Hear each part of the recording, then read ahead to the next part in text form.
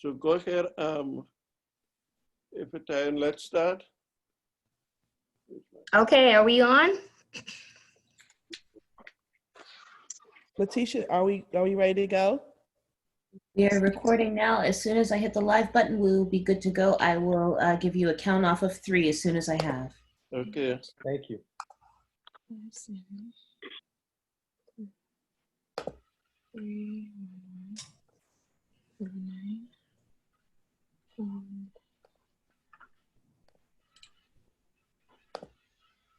5, 1, 7, 1, 2, 6.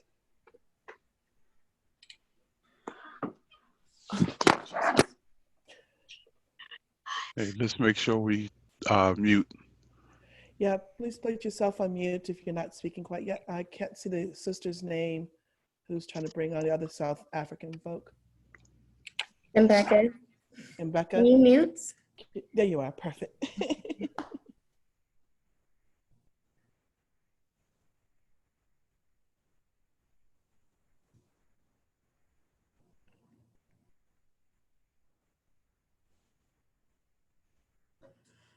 Are we ready, Letitia? All right, is everyone ready? Do I just start off, family? Okay. We're ready. Are we ready, Dr. Goddard? Yes. All right, 3, 2, and 1. Whew, greetings, greetings, family. What a celebration we are about to have. Welcome to each and every one of you here in the States, here in South Africa, all in one space. I am Dr. Theopia Jackson. I have the pleasure of serving as the president for the Association of Black Psychologists. And this is a momentous time to come together in this space, this time to enjoy one another, learn from one another, be in the presence of. Thank you so very much for taking the time, being patient with this process. There's nothing that's going to stop us. I just want to close by sharing a proverb, which is, when the roots are deep, there is no reason to fear the wind. Enjoy this day. Be filled in your spirit with it. Activate from it. Zola up from it. Turning now to my dear sister, Ra Marie.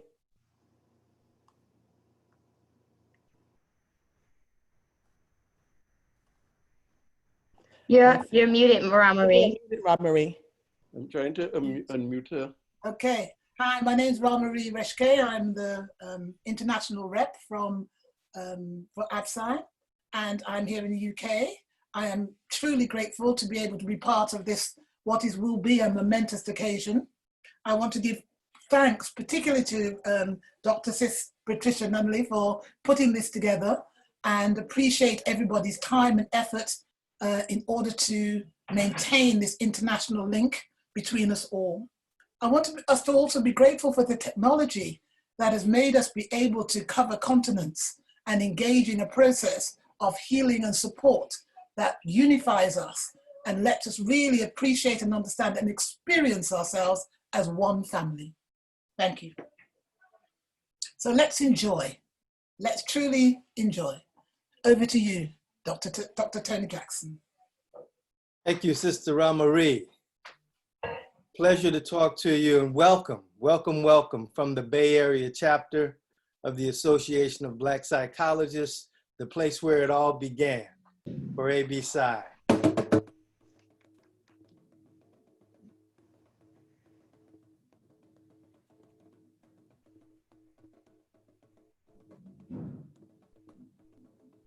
If it's on you now, if I think Tony is Sending energy.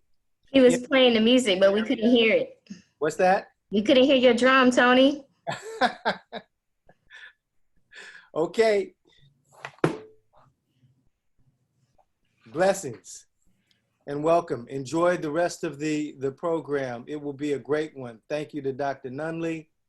Thank you to everyone, our president, Theopia Jackson, our Babas online, Dr. G, Lawford Goddard, and Baba Nobles. Thank you all, and have a great and wonderful event.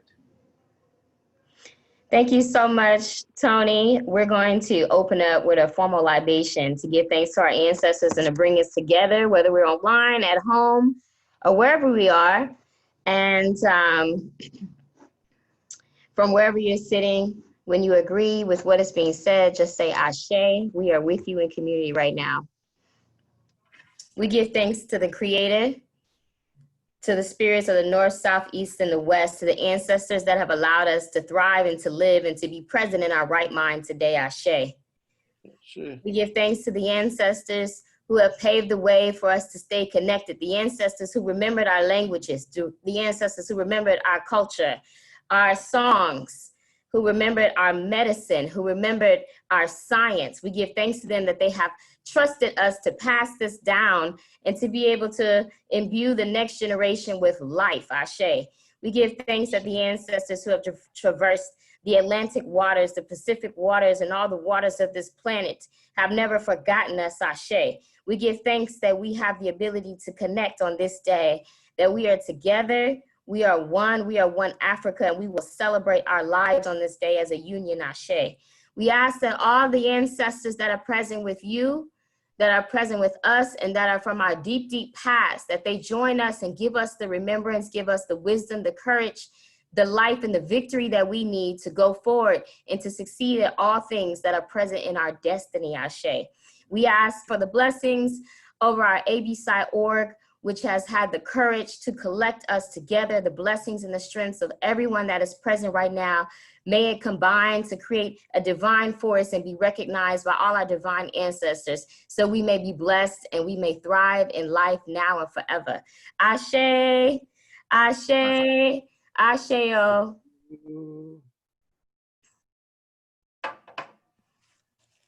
Gonna pass it to Dr. Nobles. Your screen is on mute, Dr. Nobles.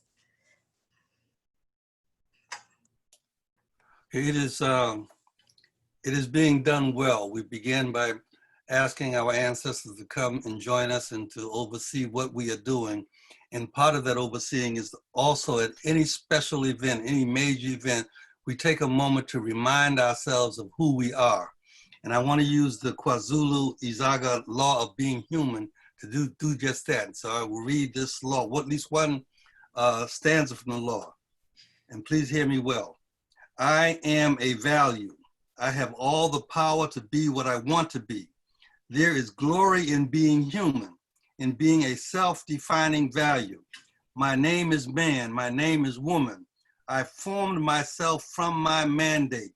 My mandate was the law. I entered earth as an act of will. I came to realize the promise of being a value, to realize the glory of being human, to discover more satisfying dimensions of being a person. I am not alone. I have never been alone. I shall never be alone, for I am a cluster. I am father and mother. I am a cluster of the phenomena which constitutes me. I am father, mother, and child. I am the past. I am the present. I am the future. I have no beginning and I have no end. I am the geodesic circle in which father and mother merge to become me. I extend myself into the child. I am the brick out of which society is built. I am the eternal person. In everything I think and do, I describe myself. And as we celebrate, describe ourselves. Ashe. Ashe, Ashe, Ashe. Ashe. So as our elder, founder, past president, Dr. Nobles has said, I am not alone. I will never be alone. I am a cluster. So our session today will demonstrate to you all how we as African people are a cluster. Although distance separates us, we are one. We are united and we are collective. So today we'll have a webinar dealing with our beliefs today and yesterday, going back to the source as it were, to talk about what it was like. We'll talk about our lived experience in Africa and in the US. We'll hear from our young people, our children, the future of our nation. We'll have young children and we'll have college students, the next generation of leaders, giving us their perspective. And then we'll end this webinar with a celebration of wellness. Enjoy, sit back, enjoy, and listen and partake of the wisdom that will be shared with us today and forever. Dr. Ife? Thank you, Dr. Goddard. Myself, Dr. Ife, and Dr. Goddard are your co-hosts today. We hope you have a blast. Our program is in 4 sections. It's going to be about 2 hours and 15 minutes. And so Dr. Goddard has just announced the distinct sections, and we're going to let our program roll. We're starting with faith and belief, and we have Dr. Ramarie to open us up in that first section. Thank you. I always have to do a disclaimer. I am not a doctor. I'm a good therapist, though. So I'd like to think about faith, and from the perspective of really we can get ourselves tangled up in our different religions. But what we have to understand is that all religions, all of our faiths come from one place and has one real main objective, and that is to unify us with God, to unify us not just in ourselves as people, but with our relationship with God, so we can come to that oneness that we always speak about, that unity which is essential for us all. So what I'd like us to do is to not to get into fussing about what is different about us and the different faiths that we follow, but what is similar and what holds us and unites us, so that we can create that bond, that unity, that understanding of the essence of our being as spirit, and what that means in this particular phase of our existence, which is our human experience. So we'd like to explore some of those issues now. And so we will move to the US aspect and sing, lift up. So Erica, Yade Erica, it's over to you now with the National African American Anthem. Yes. You gotta unmute your screen, Yadi. Can you hear me? Yes. Okay, all right. So I'm gonna sing this a cappella. I'm gonna sing the first and the last verse, so if you guys know it, sing along to yourself.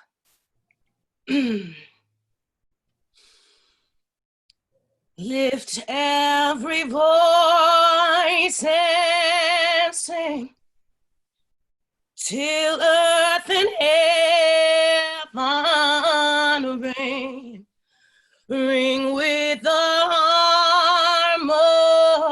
harmonies of liberty. Let our rejoicing rise high as the listening skies. Let it resound loud as the rolling sea.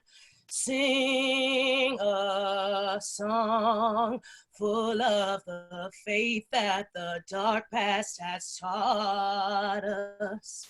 Sing a song full of the hope that the present has brought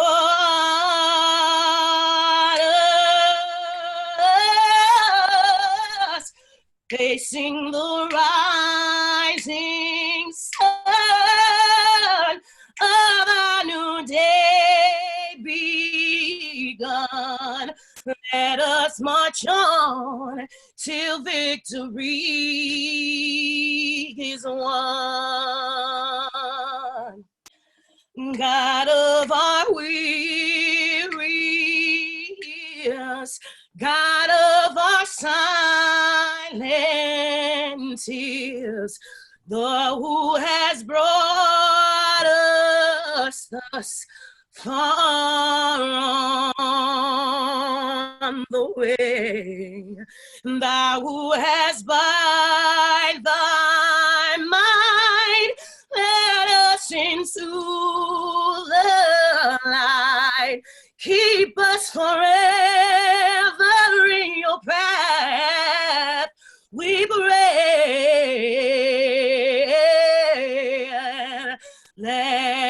bless our feet straight from the places, our God, where we met thee. Bless our hearts, drunk with the wine of your blood. We forget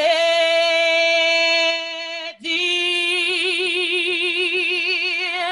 shadowed beneath thy hand. May we forever stand true to our God, true to our native land.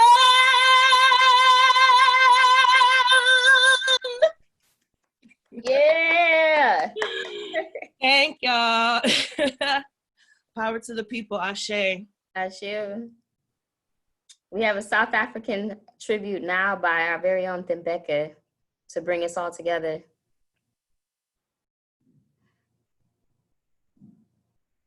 You're on mute, Thembeka. Hi. Thank you, Ife.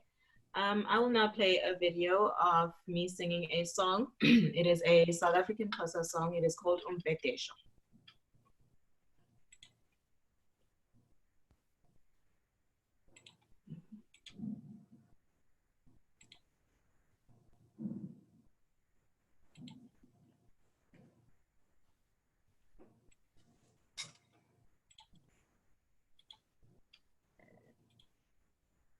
Siyakudumisa Thixo, siyakuvuma ukuba unguYehova. Esha wena uyise ongunaphakade, zonke ingelosi zimemeza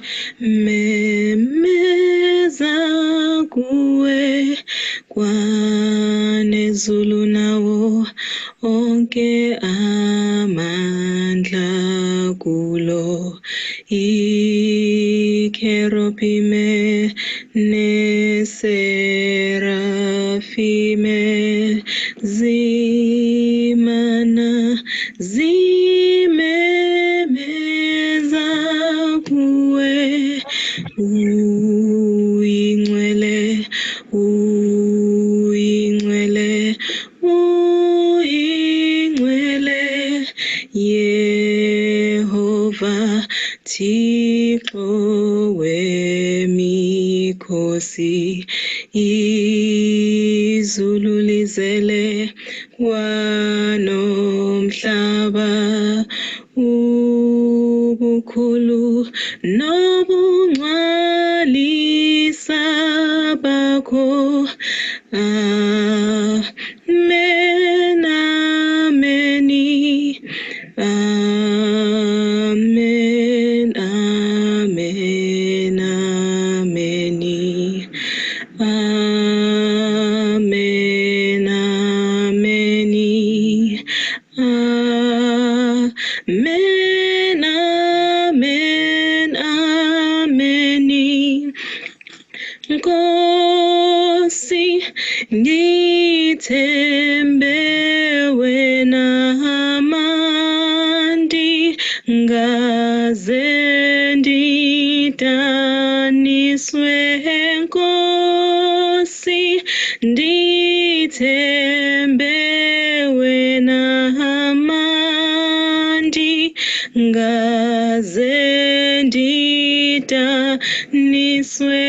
Nkosi ndithembe wena amandi, ngaze ndidaniswe. Nkosi ndithembe wena amandi, ngaze ndidaniswe.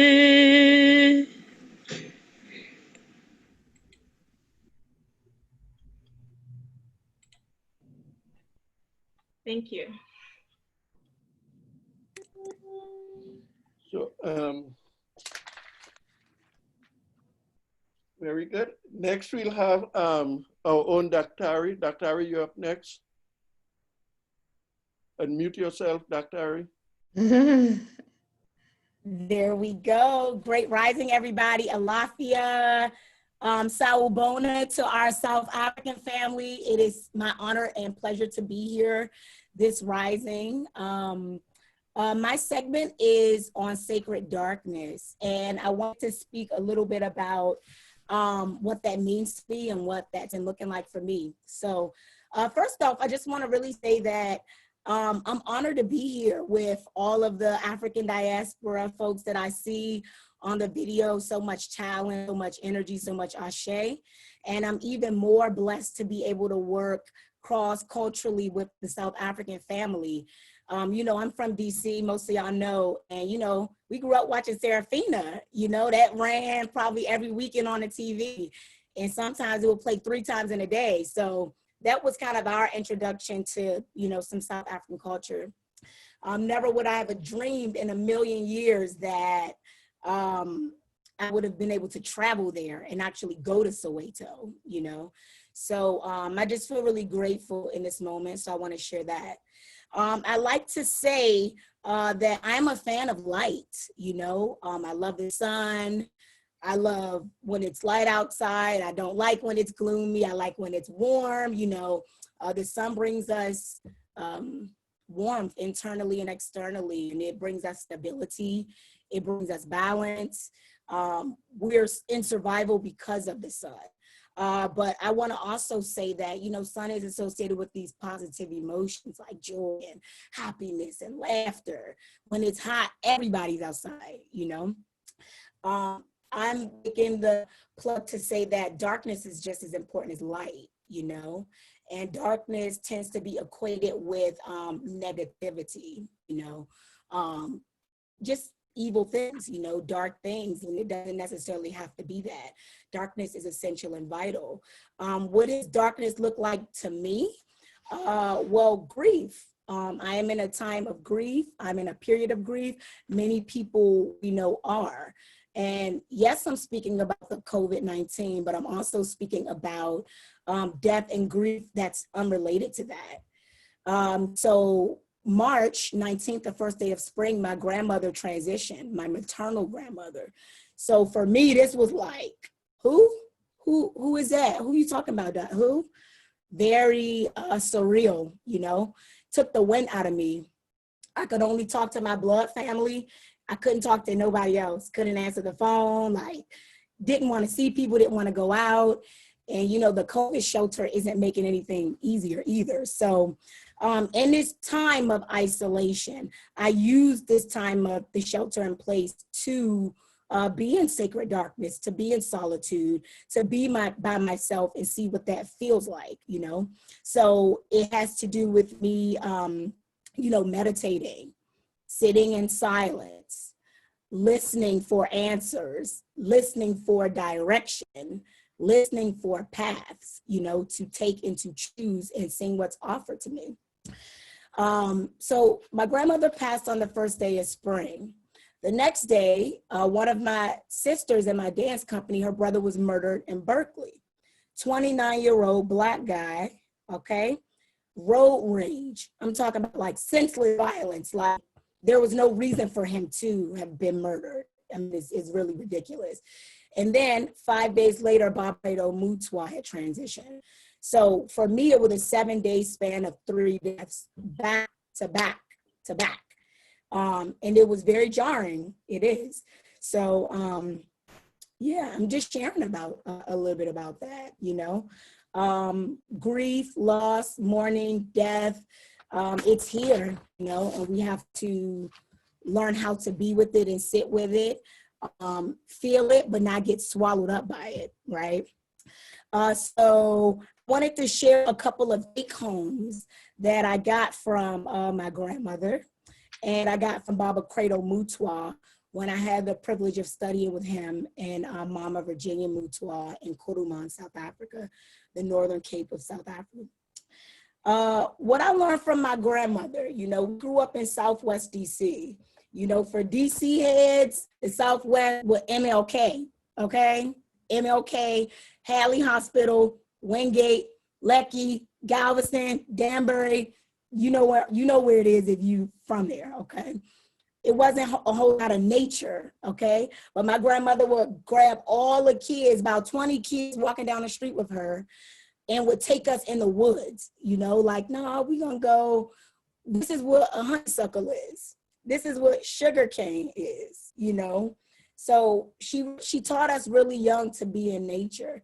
Go pick me some pine cones, go bring me some rocks back. We would paint on the rocks, just really simple stuff. But she made sure I was bonded with nature at a young age. And she made sure that I was creative and expressive at a young age. So I feel like she imparted that on me, creativity, expressivity, and shyness is not an excuse.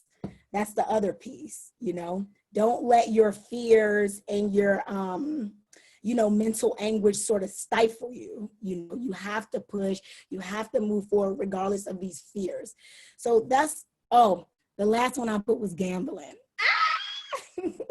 My grandmother would whoop your ass in some cards, anybody, till the day she died. And the beauty of her death was that my mother gambled with her the day before, you know? So she went out doing exactly what she wanted to do. So I love that, and I miss her. Rest in peace, rest in power, Muriel Teresa Sams Hicks. I'd like to share some gems that Baba Credo Mutwa left me. His name is Vusa Mazula. He was the awakener, he is the awakener of the Zulu people.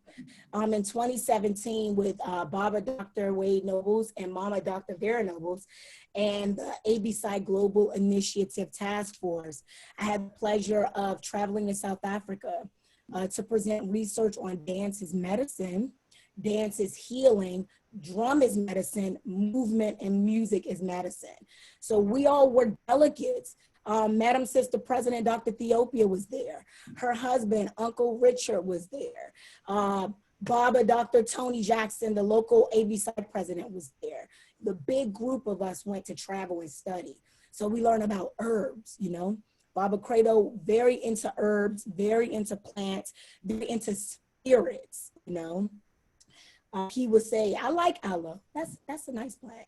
You should talk to that plant. You should talk aloe because it brings peace of mind. You should check into this plant. It helps with treating cancer. You know, check into this plant. It can be used for curing HIV and treating HIV and AIDS. So he taught us about the utility, again, of nature, going back to the root. Things do not have to be complicated. Things are very simple. Nature, herbs, natural remedies, okay? Something else he taught me was be quiet and listen. For anybody who know me, y'all know I talk too much. That's my thing. I talk loud and I talk too much. I don't care. But when I working with the Babas, he makes sure we sit down, listen, be quiet. He says, you're gonna get visits. He calls them visits, and he called it silent speak, you know? Things are always communicating with you, whether you like it or not, he told me, whether you like it or not. And if you don't sit in silence, you're not gonna be able to pick up the messages that are for you. He said people visit us in dreams. When we're dreaming, we're alive. We're not dead, we're alive. Dreams are very much alive. So he told me, pay attention to your dreams. Everybody watched Black Panther, I'm sure 1,000,001 times. So that's not, that scene with the dream and the overnight and the purple, that's not put there for fantasy. That's put there because it's our reality. It's very old and it's very current at the same time. Dreams bring you all types of messages. Other visits, he said, could be voices. He told me smell was a way to intuit into things. What do you smell? People send you emotion through smell. So he was just very, he was just raw. I love him. I'm honored to have met him and I miss him. The last thing I would like to say that he said was, we are not alone. That's his big thing. We're not alone. And he called spirits or sometimes even aliens the unnameable ones, you know. We're not alone. I saw this around the corner. He would give us examples of spirits and entities that he saw. All right. I got you, got you. I got you. All right. So I love all of our people. Rest in peace, rest in power to Muriel Teresa Sams Hicks. Rest in peace, rest in power to Baba Credo Mutwa. Rest in power to Deontay DeJean James Craig. I would like to quickly show you a PowerPoint of our visit in South Africa, a few slides. Let me share my screen so you can see it.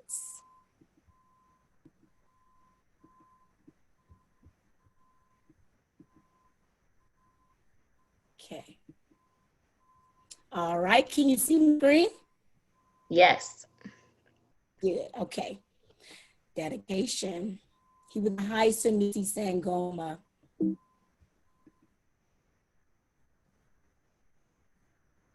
The word for water in Kizulu is amanzi. It means a fluid of creation, a thing that causes something to be or to exist. He's the Sangoma and a High Sanusi. So that's the highest level of a healer that we have. You know, they're held with deep respect. They have all the ancient secrets. Baba Credo was even buried in a secret, sacred place where nobody knows but his family. No one knows where he will be buried and where he is buried, you know. They're the keeper of the traditions. And he was very adamant in fighting for AIDS and HIV and curing and things like that. This is an example of some of his creations using metal and all types of different textures and materials, you know. His work is represented by the fluid of creation. This is him giving a healing right here. You see Mama Virginia on the right, that's his wife. He also called her his sister wife. It was very important that he viewed his partner as his sister as well, that level of closeness and bonding. This is at the eye, I believe, in Kuruman, where healers would go and get fresh water, and they would actually, I remember they said they could heal even with a drop of it at a point, different ailments. This is just Lean, my Haitian sister here. These are some pictures of us with Baba Credo sitting on the couch in his house here. That's us taking him out for a walk. His mom had given him a necklace to protect him. He loved that necklace. Him and his wife, his beloved, they are so in love, you know, so happy together. And this is an award that the ABSI had given to Baba Credo Mutwa last year. And that's his wife, Mama Virginia. They're receiving the award. There we go. All right, so I also have a video I'd like to share with you, but that'll be a little bit later in the segment. Thank you all for giving me time to share. Stay tuned for a video that's entitled Sacred Darkness. It'll come on in a little bit. Thank you, guys. Give thanks. We want to thank everybody in our faith section. No, one more thing. If we have Sister Letta Musa. Wonderful. Speak on this session. Sister Letta, if I can unmute you. Where is she? She stepped away. Okay. Say something while we wait on her. If you're just now joining us, we're live on Facebook with ABSI. We're doing a Black by Design production connecting South Africa and Africans in the United States. Welcome if you're joining us. We have one more person I see, Sister Letty now, in our faith and belief section.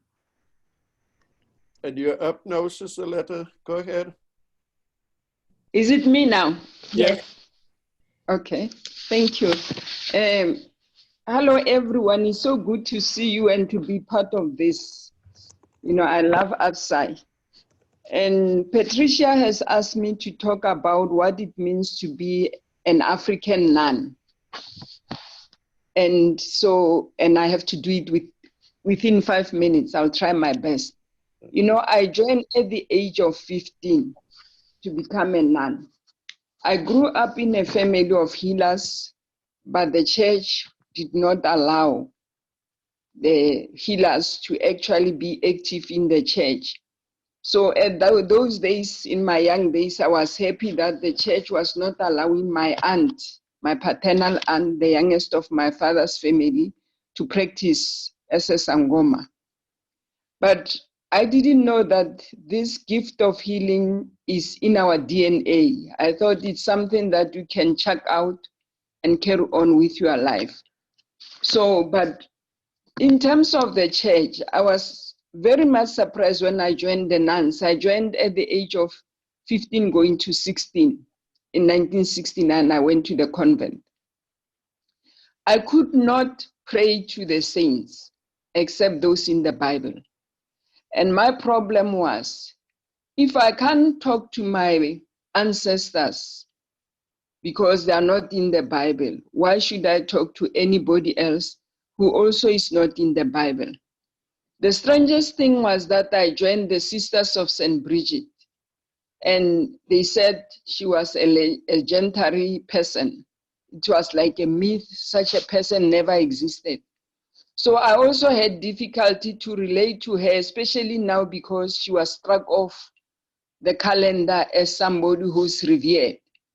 And I remember then when I went to Natal to study psychology, and I got in touch with my gift of healing, I was telling one sister that it's strange, I've joined the Sisters of St. Bridget, but I can't pray to St. Bridget. I can't ask her for anything. Just like if I can't talk to my ancestors, why should I call a strange person to pray for me?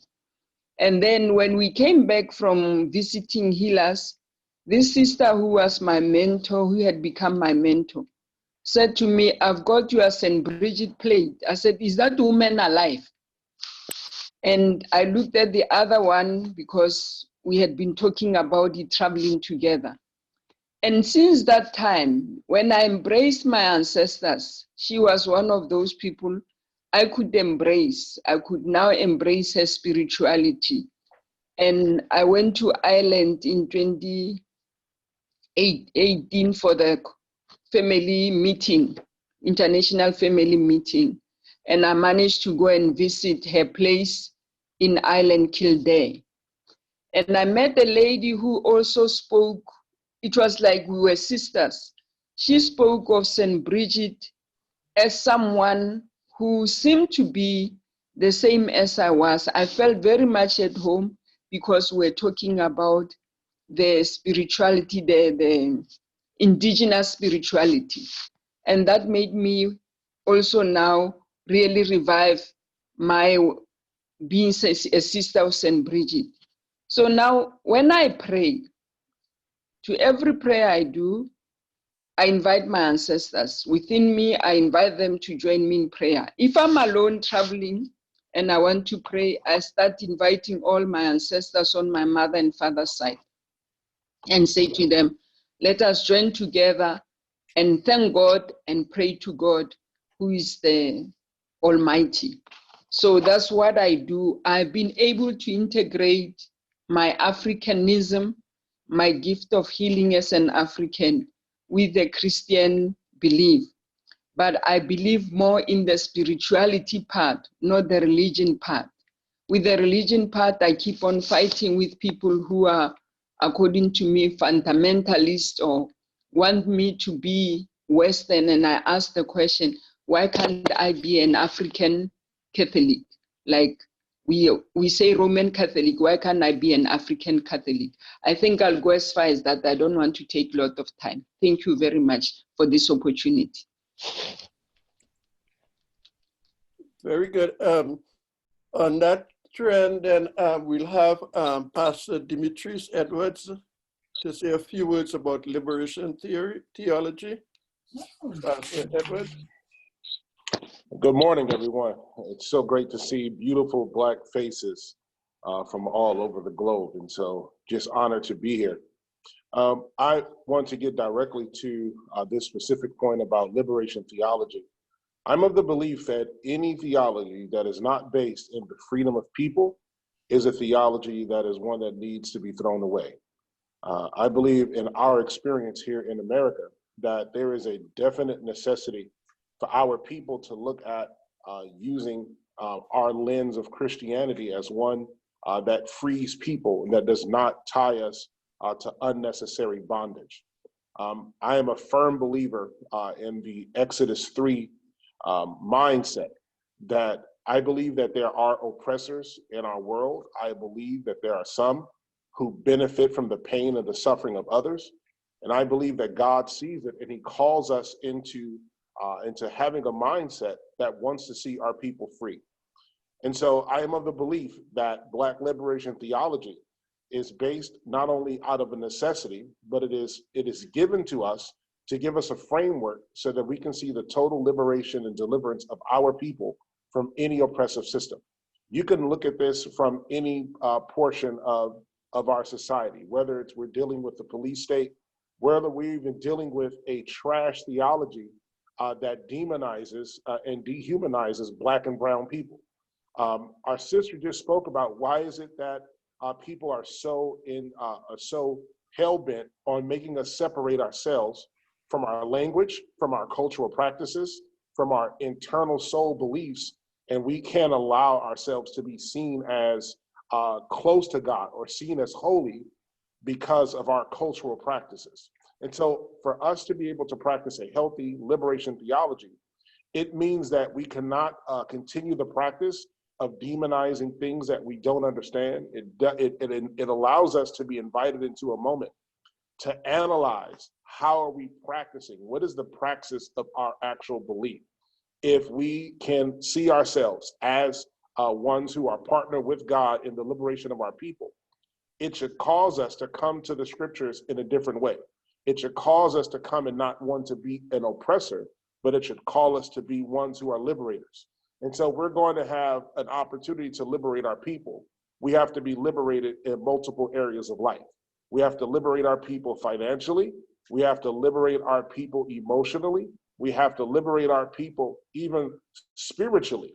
We have been called to this work to make sure that our people are not being oppressed psychologically, that we are not being oppressed physically, that we're not even being oppressed spiritually, because it is through this lens of liberation theology that we free ourselves from the grips of those who would like to see us at the bottom of the barrel, outside of systems, suffering and grinding away and wasting away.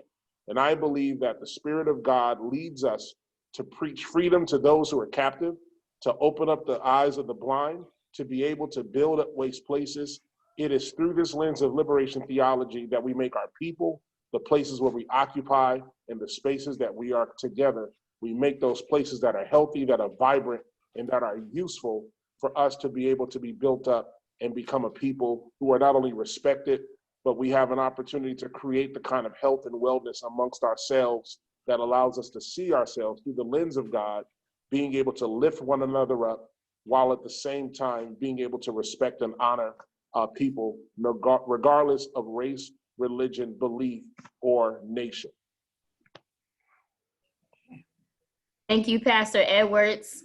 We are coming to the end of our faith and belief section, as it's the foundation of every culture. We have one more video from Sister Dr. Daktari to close us out under faith and belief. All right, I'm unmuted, sharing screen. I have to say it out loud so that it works. Okay, give me a second. So this is a video of what I created in my Sacred Darkness. Ideally, I would have loved to be able to play this live, but similar to when Dr. Tony played, it was too in and out. So I just recorded it playing in my studio.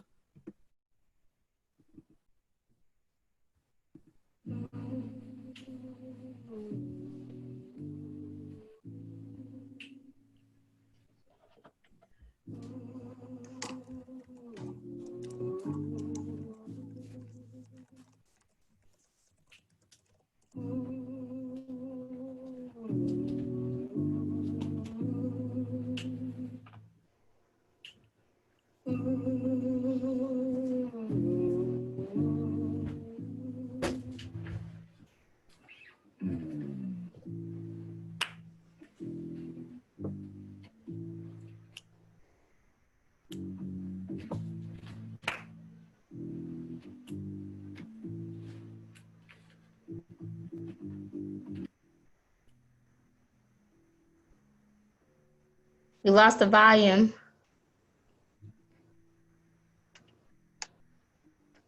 The volume dropped out? Yes, it did. All right. I'll try again in a little bit. I'll up the volume. Maybe we'll try at the end. Okay. Thank you, guys. Thank you, Dr. Tari. Thank you to all our speakers in our faith and belief section. We're moving on to section 2 out of 4. Welcome if you just logged into our Facebook Live. We're Black by Design, connecting Africans in the USA to Africans in South Africa. And we are moving into our village, the hood, and the township. So let's start it up with Ramarie, and our first speaker following Ramarie is Dr. Siri McDougall. Okay, thank you again. I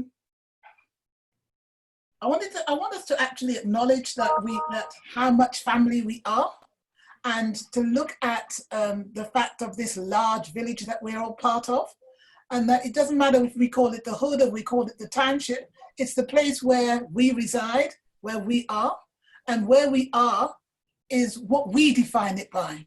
How we spend time together, how we acknowledge ourselves, how we reaffirm ourselves in these spaces is important, because we mustn't allow ourselves to be defined by the others. Yeah?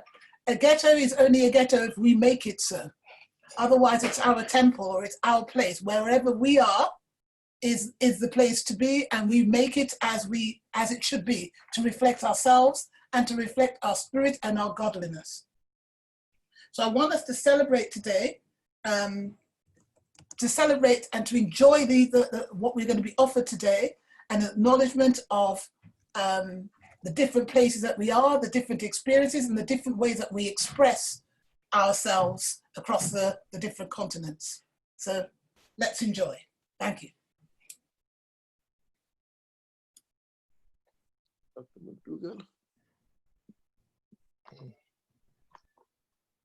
Gianni Bingalela. Hello, my name is Siri McDougall. I'm an Africana Studies professor, and in our discipline, like psychology, we see people of African descent, African ancestry as both similar and unique. And in the words of Dr. Wade Nobles, we're different branches of a common tree. I hope that we can move forward in affirmation of that, because although geographically we're 9,000 miles apart, with the advancements in mobility and media, there's more potential for unity between us than ever before. There's a great deal of commonality in our histories of cultural production and our histories of struggle. We've both experienced institutionalized colonization, and we've both created similar revolutionary movements. We've both experienced legal segregation, from Jim Crow segregation in the US to apartheid in South Africa, and we've both experienced past laws. More importantly, we both share twin Black power and Black consciousness movements. We have both struggled for educational freedom, and we have both had resistance movements that range from gradual to radical. We both continue to struggle against injustice as we advocate for reparations in the US and land redistribution in South Africa. We have protected and maintained our unique cultural identities, both of which value collectivism and spirituality. And we now have a special opportunity to advance the African world. And the African world is an idea that implies that people of African ancestry are not the exact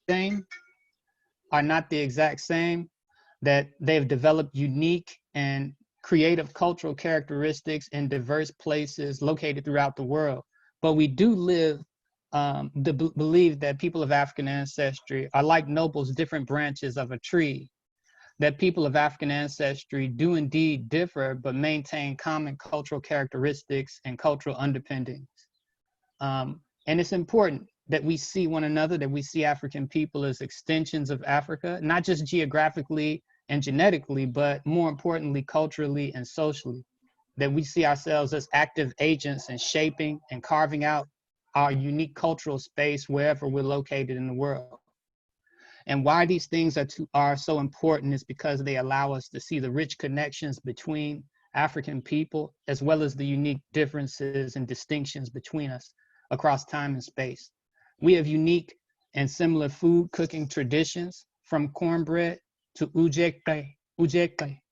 We have unique dance traditions from the electric slide to ukusina. We have unique ways of calling our ancestors, from Kuluma Amadlozi to pouring libations. My point is that with all of the talk about global North and global South, G7 or G20, we have yet to establish unity across the African world as a global power block, and time is now more than ever. Siyabonga kakhulu. Thank you very much.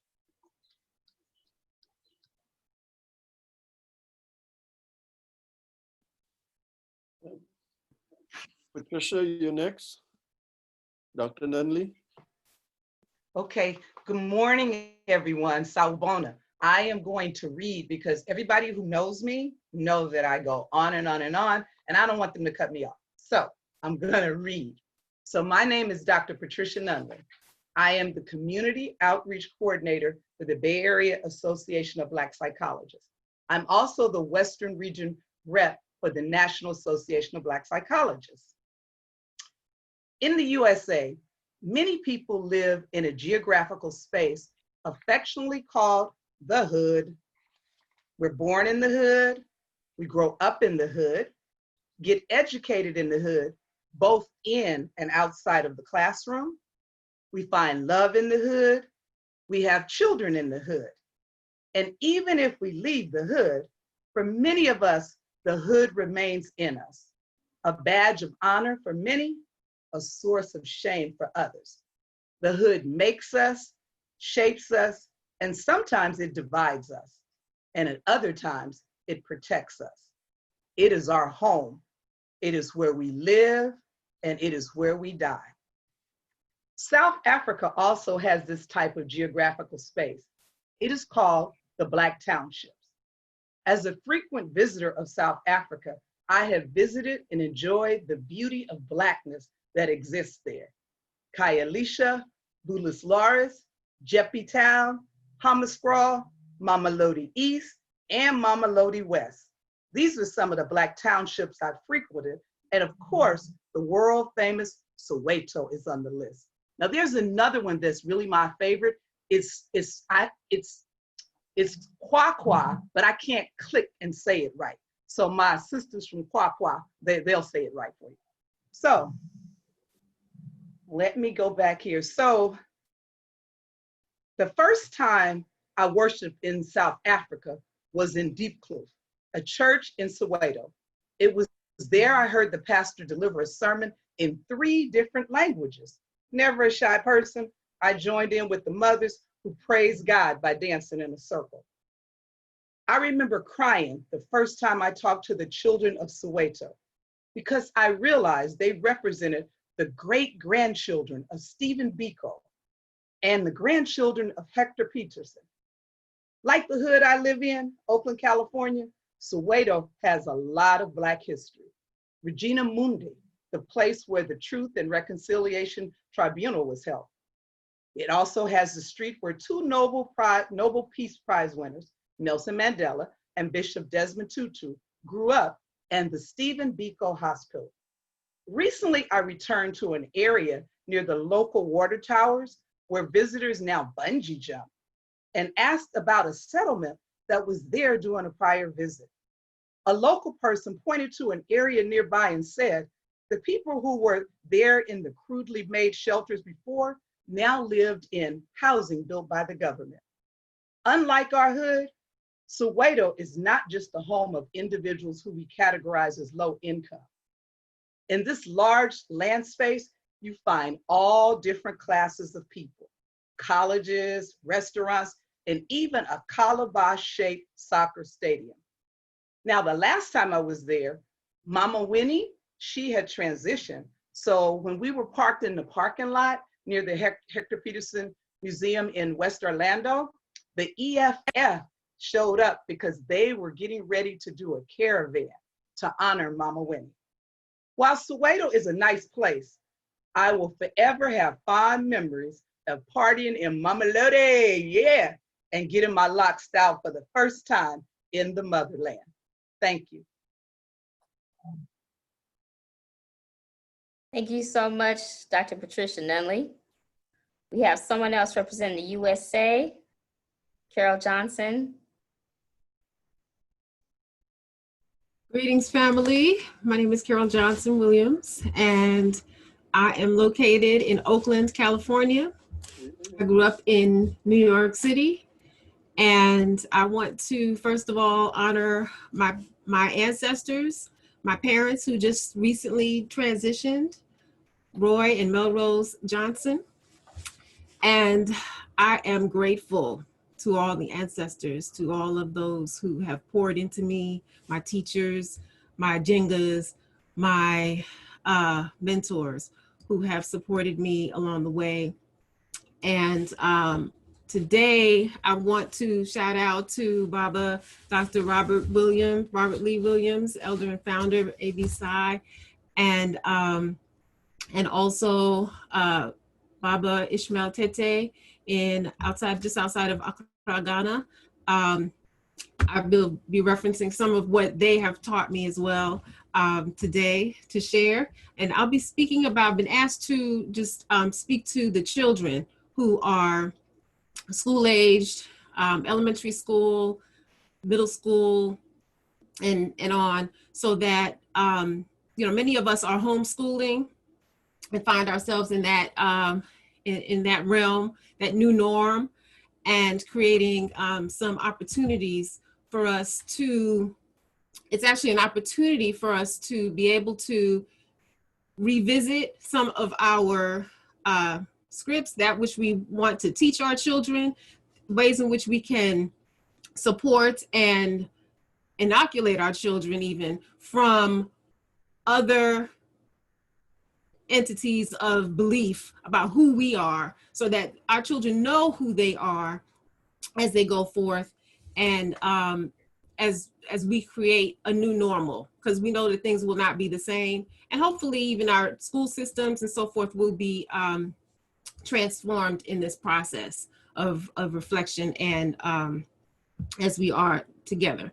So, and I've been an educator in public education in Oakland over 25 years, and a school leader and principal and so forth as well. So it's different when I'm talking with people who are working either from home or have to go out, because many of our family members are having to go out to work, can't necessarily distance and so forth because of the context that we're in. And the children are with grandparents and family members during the day. So there are just a few things that I'd like to share so that we can remember some of these things, and just take a couple of ideas to put them in place to strengthen and fortify our children during this time, because they're also feeling the uncertainty. The uncertainty doesn't necessarily mean that they're unsafe, that they know that we're working with them, that we're all together, and some may be feeling even more stable being at home, and others are missing out on the loss of being with friends and the routines that they usually have in school with their friends and their peers and so forth. So one of the things that I'd like to share is this idea of reflecting on who we are. What's the messaging that we share with our children, consciously, unconsciously, through what we say, through what we do, and so forth. What Baba Williams says in his book, Raising Black Kids to Be Okay, talks about family scripts, right? And we know about family scripts. What is it that we want to consciously transfer to our children during this time? We know the scripts are the set of instructions, or the blueprints that one has for their life. They communicate the values and the beliefs, and they get into our subconscious and our unconscious minds. And just as has been said before, people have shared, Dr. Torres shared ways in which her grandmother and her and Baba have shared various sayings, various lessons in life. And so those are things that we carry with us, right? The things like, one time I came home and I said to my mother, I said, I don't think the teacher likes me. She said, I didn't send you to school for the teacher to like you. I sent you to school to learn everything you can from school and add to it that which we give you at home. So you're there to learn. You're not there to like anybody. And so I was a little shocked in the moment,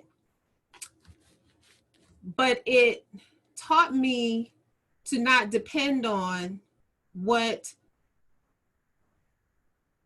I thought I needed to get in order to learn.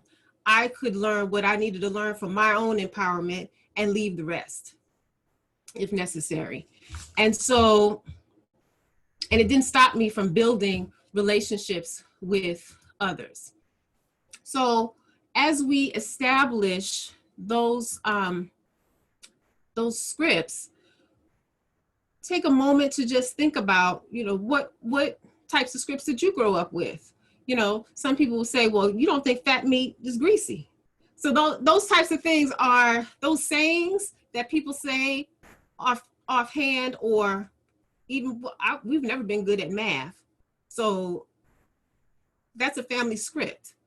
And we can actually shift those things that may have been passed down that we just say, that people just say, to, well, I know that in our ancestry, there has to be somebody who has some math skills.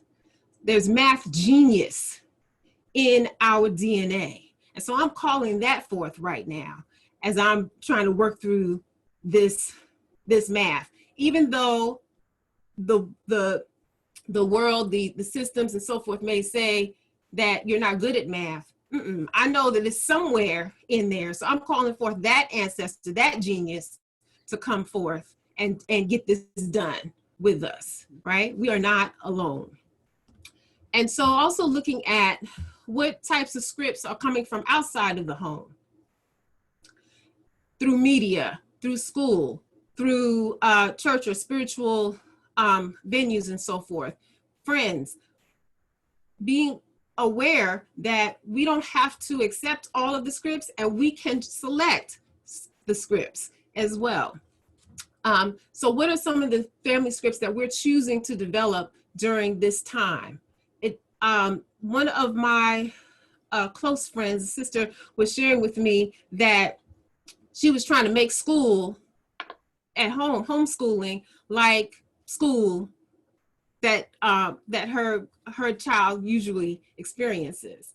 And she realized that, no, I can create a home school environment and also teach, because we are already the first teachers and already the primary teachers for children.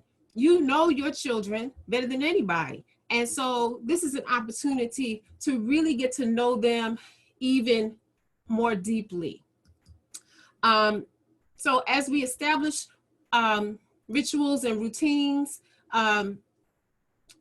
you'll find that as we establish these routines and rituals, spiritually, emotionally, physically, intellectually, financially, that there are things that continue to, just a little bit at a time, build and fortify the belief that our children have in themselves, so that when they go to school, if they are in systems that are teaching colonizing, oppressive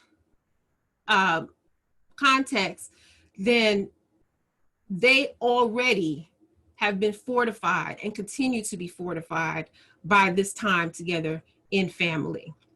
There are opportunities to create weekly gatherings in family council or Mbangis, and include the children in those opportunities. Reading proverbs or scriptures and quotes and things, and asking them, what do you think this means? How does this apply to your life? How does this apply to us?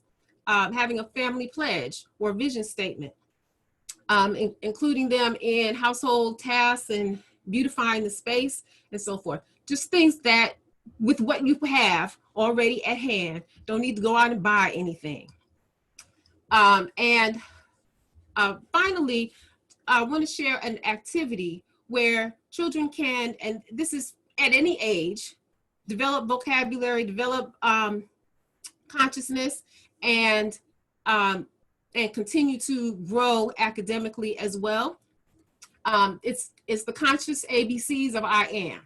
And so it's just basically taking you use a piece of paper to write on. It starts with I am, and going through the alphabet, selecting words that are positive, affirming, and developing that consciousness. So I am African, I am able, I am brave, I am creative.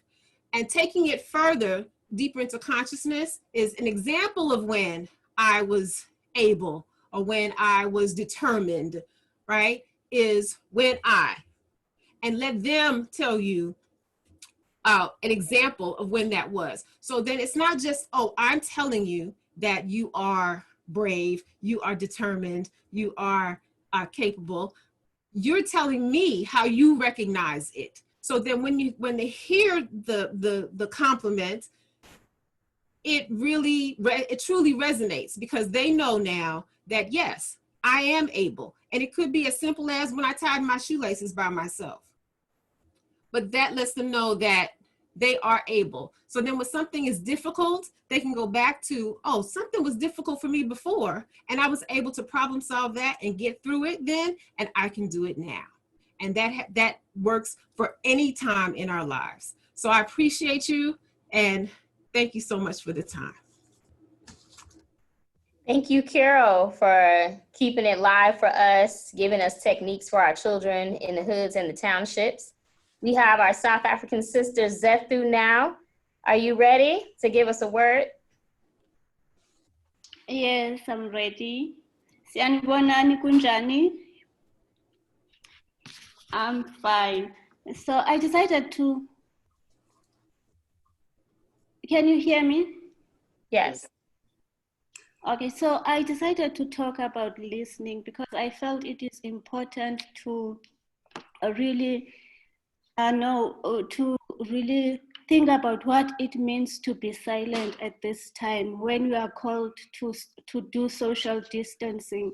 What exactly is it called on us? I mean, what I want to say is that as we are required to keep a social distance, it's important for us to maintain a strong spiritual connectedness, because that's where we gather our strength in the spiritual messages that we receive. So we can only do that when we intentionally listen to our call, because we are in a system that is putting pressure on us to give immediate response to everything, even at the time when we are in fear, when we do not know, or when we just do not feel like responding. So it is important to realize that the life around us is in conversation with us all the time. And this time, it's time that we listen and pay attention to that. Because when we listen, it's where we remember. It ignites our memory. In Africa, in times of crisis like this, the elders will tell you, remember who you are. Because when you forget who you are, you will resort in other people's solutions that do not actually suit you. But when we remember who we are, we draw from our own core. So listening has two components, as I put it. The first one is the silence. I believe that at this time we need to be comfortable with the silence around us, because it will open us up to other voices that maybe we've been ignoring, to other voices that are actually our superpowers. Like I said, everything, even the birds are speaking. Nature is speaking to us at this present moment, actually telling us what to do. The voices of our elders are even more prominent during this hour. So what I'm saying is we need to be still. And also another important component of listening is actually hearing. In African languages, hearing is not just limited to the physical sense, the audition. It's an all-pervading sense. It's an all-encompassing sense, because we say ukuva, and ukuva doesn't just mean to hear with your ears. It means to feel. It means to taste. It means all senses. It means that even your skin is capable of helping you to hear. So when I say I have heard you, it means I have developed an ability to be empathetic. Not empathy in the Western sense of the word, but uvelwano, that reciprocal process where I feel what you feel. We get it. I like these words where just one word explains a wide-ranging phenomena, because it communicates our relational ontology as Africans, that we are not fragmented in our way of seeing reality, in our way of seeing life. We see life as a whole. We see life as a composite. So ukuva is one of those words that help us to practically see that we're speaking about a whole lot of things. We're speaking about the wholeness of humanity, that I don't only need to hear you on the phone, or I need to hear you when you are silent. I need to pick it up. That's why we reverberate whenever we feel that we're truly comprehending what the next person is saying. And we don't get to experience that if we don't silence ourselves, if we do not quieten the noise around us. And most importantly, during this crisis, is that we were quick to want to respond. And I was wondering why. I was wondering why so many psychologists are called upon to speak and to help people. And when I thought about it, is that it's the Western notions, arrogance, the refusal to exist in the world as a problem. I think it's the question that was posed by Du Bois very earlier on. But what does it exactly mean to exist in the world as a problem? The white society doesn't want that, and because we are trained with their tools, we also, as people with their education, we don't want to exist as a problem. So we quickly look around us.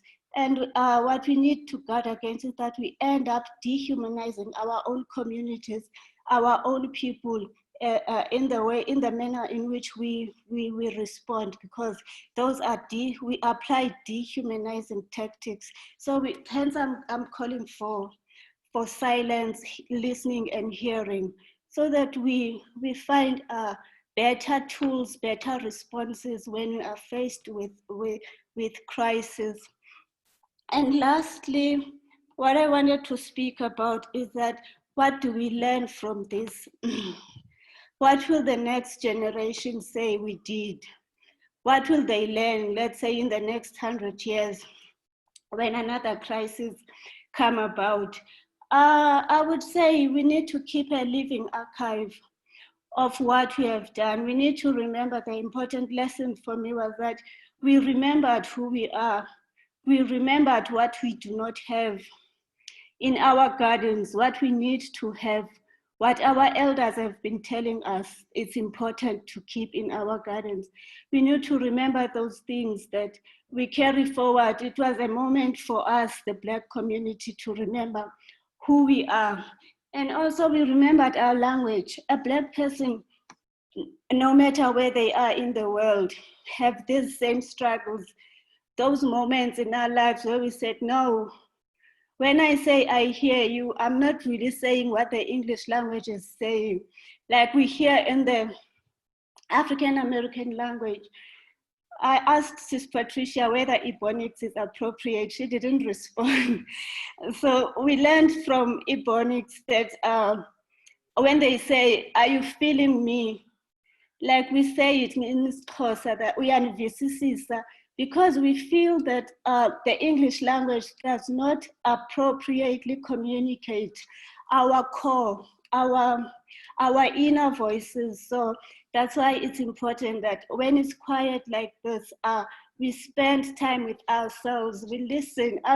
I was remembering all these conceptual similarities between Ebonics and African languages. And I was strengthened so much that if I were to lose my language tomorrow, we have this natural creativity to continue to be African. The essence doesn't lose us. So I will still be alive. I will still have my essence, even if I may lose the language I have today, because I know who I am. When I sit still and listen, I will hear their voices. Thank you so much. Thank you so much, Zethu.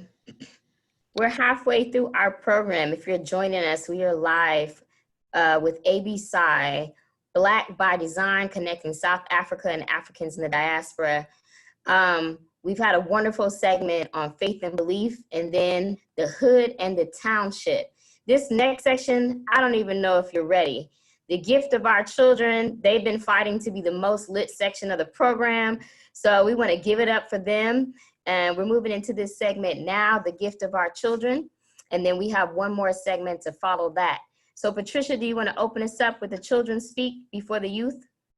Yes, so let me get it set up. I'm going to start, first of all, with my little baby from South Africa, and I will let her introduce herself. So let me share my screen here. Okay, let's see.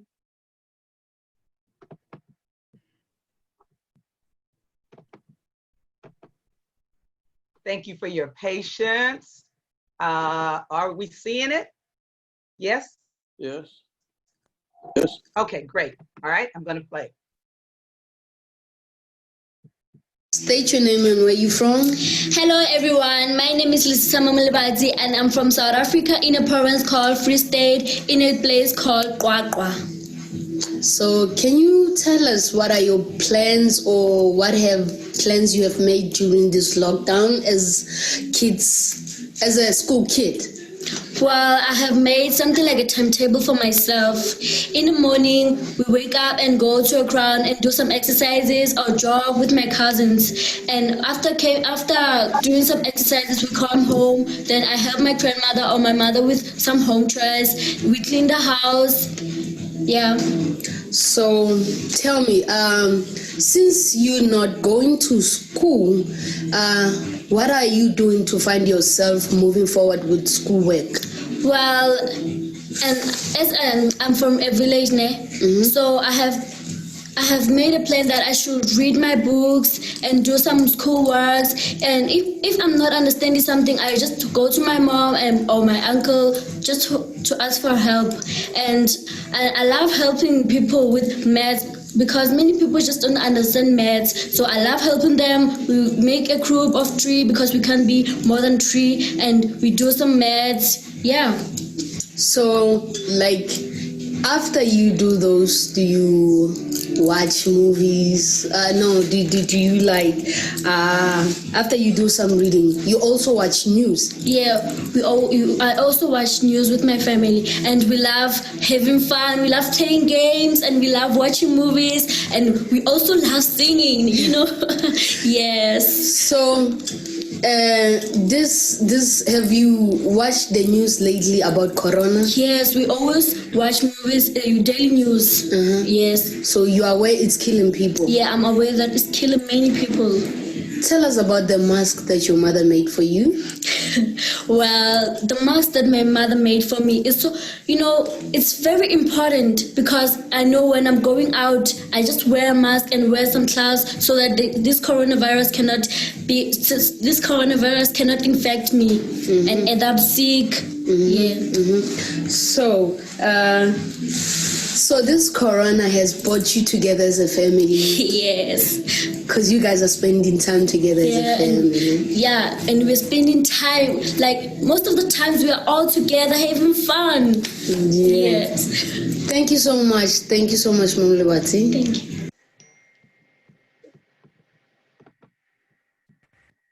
And so that was our teenager from South Africa. And now we also have a teenager from the US. So let me share her words with you.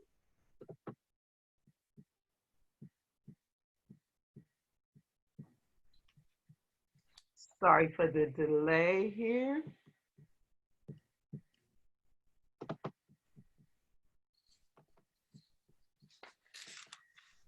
That was so beautiful. We doing the same thing out here in the USA, trying to sing and dance and play cards and not be in solitaire.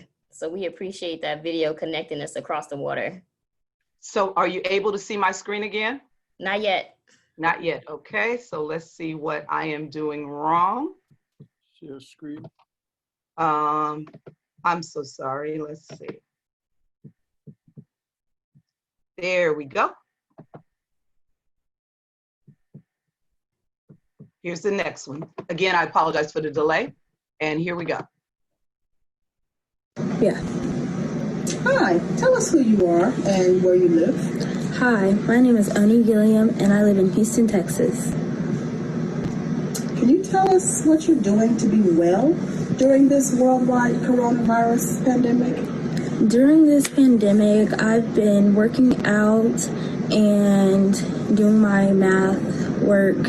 I've also been dancing on TikTok, and that's about it. How have your parents and family helped you? They've been helping me learn the math that I need to learn because it's kind of hard without the teacher there, and also been helping me learn new recipes and cook. You've been cooking a lot and having a good time with your family? Yes. Yeah, what kind of things do you do with your family? We watch TV, binge watch like new series and movies on Netflix. We cook together. That's about it. How do you think your friends will be after the COVID pandemic is over?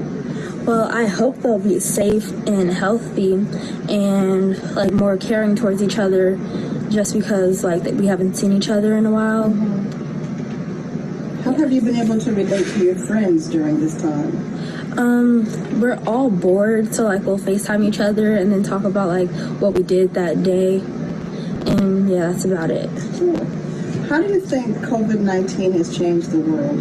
I think it changes the world by like people being more aware of what they're doing so they won't get sick and just paying attention more. Do you have any goals or dreams that you're working on right now while you're home with your family? Is there anything you want to be able to do when this COVID pandemic is over that you can't do now? I want to be able to like run a lot more than I usually run and be able to like create a business. What kind of business would you create? I don't really know, but something having to do with like a blog, like about sports and stuff. Have you started the process of blogging now? No. You think this is a good time to do so? Yeah. Very good. What do you think about, you said you wanted to be you wanted to run more. What do you think would be the way for you to learn how to run more? If I like go outside and like run like every day, it's gonna build like my stamina up, so I'll be able to run that long distance run that I've always been wanting to. So when COVID is over, Oni Gilliam will be running a business, being a blogger, and running. Yes. Sounds like COVID is not a bad thing then for everybody. Not really. Well, I guess we have to all stay healthy, yeah? Yes. Be healthy, you're eating good foods? Sometimes, like if I get hungry during the middle of the night, I'll be on FaceTime with my friend and she'll be like, just go get some food. And I'll get like applesauce or something. It got sugar, it has sugar in it, but it's not the healthiest. I think it's okay. It's been a pleasure to talk to you today, Ms. Ani Gilliam. Same. Have a wonderful day. You too. And so that was our teams, and now we are going to have our college students. I'm really, really excited about them because they are our future. And can you imagine if you were a college student at this time, looking forward to doing a lot of different things, and now all of this is going on? Well, I want you to see that the future is in good hands. And so I'm going to turn it over to Tambika. So Tambika, can you unmute yourself? And so I'm going to let the whole little college crew do their thing, and I'm going to mute myself. So Curtis, Tambika, Jules, y'all get ready, okay? And I'm muting myself. Go ahead, Tambika, take it over. Hi, everyone. So I'll be introducing the people in my segment. First up, we have Curtis, who will be sharing a video, and he'll also speak a little about it. And Curtis, I'll hand over to you. All right. How are y'all doing today? My name is Curtis. I also go by Martise, which is my artist name and also my middle name. So my video is really showing my art in my community and how I grew up. And the fact that I grew up in a Christian household with my mom being a minister and my dad being a deacon, I still end up becoming a product of my environment in a sense. And I still end up getting myself into situations. And I didn't learn until I got sent out of my, the hood that you put. I got sent out and put into a different area. And I actually opened my mind to a lot of things. And when I came back, it showed me I got to pass this on to all my friends back here in the hood. So with that video, with that said, I'm gonna show y'all my video real quick.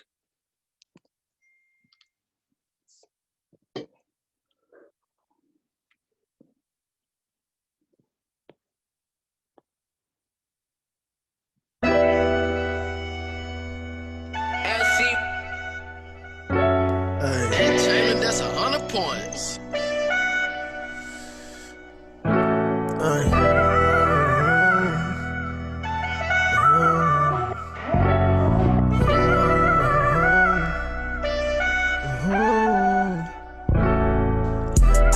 We was litty, so what? Pouring Henny in cups, putting lean on the blunt. It's his cousin came with the Aki. I swear we been acting up, and since Lil Bro caught the strap, I swear he just been acting tough. We was missing school, we was keeping cool, yeah. We was in the mood, might just act the fool, yeah. I had shit to prove, without shit to lose. Can't let a nigga that's doing worse tell me what to do. We got some money to make, I got some problems at home. Found me a way to escape, that's why I stay in my zone. We been rolling gas every time that we making some moves. Smoking the 28, got it hot like it's 102, ayy. Fuck how they feel, yeah, fuck how they feel. I'm ready to pop, but I can't do this shit myself. I need inspiration, not no hesitation. I'm ready to go, but these niggas are steady waiting. And it started in the riches, wiggle through the trenches. Mama told me if you finna do it different. You ain't gotta lash out like these niggas in your city, like these niggas in your city, like these niggas in your sir. We was litty, so what? Henny and blunts, party with sluts at the function, yeah, that probably was us. Cause he still with the act, he guess he still acting up. The ops approach Lil Bro and Lil Bro wet it up. He say this 38 and catch a nigga, 40 probably bless a nigga, 45 will stress a nigga, AK's overstepping. Wasn't really trying to rep it, but these niggas always test me and these bitches set you up and I'm like, okay. Get up out my way, bitch. Tryna find my way, bitch. Talking never say shit. Yeah, you want some lame shit. Oh, that's who you came with. Boy, we fuck the same bitch. What's that old line? Good hair came from Cambridge. I ain't never switched up on my folks. I ain't never switched up on my fam. They the only ones that know my soul. They the only ones that hold me down. See the fucking payoff, man. I hope you feel excited in the riches. Wiggle through the trenches. Mama told me if you finna do it different. You ain't gotta lash out like these niggas in your city, like these niggas in your city, like these niggas in your sir. We was litty, so what? Henny and Blunts party with us at the function, had a section with cuz. Henny finally kicked the Aki after he had enough. Lil' bruh still with the shit, I know that's not what you want. Hey, he said I ain't finna question niggas, never let her stress a nigga. Always count your blessings, nigga. Devil probably catch you, finna hit him with this ace if they keep testing me. If you need a pack, I got it all from A to Z. Better see your way out. Hating and I see now. How I dive on my feet before I cower and lay down. Hey, feeling for millions, how far will it go?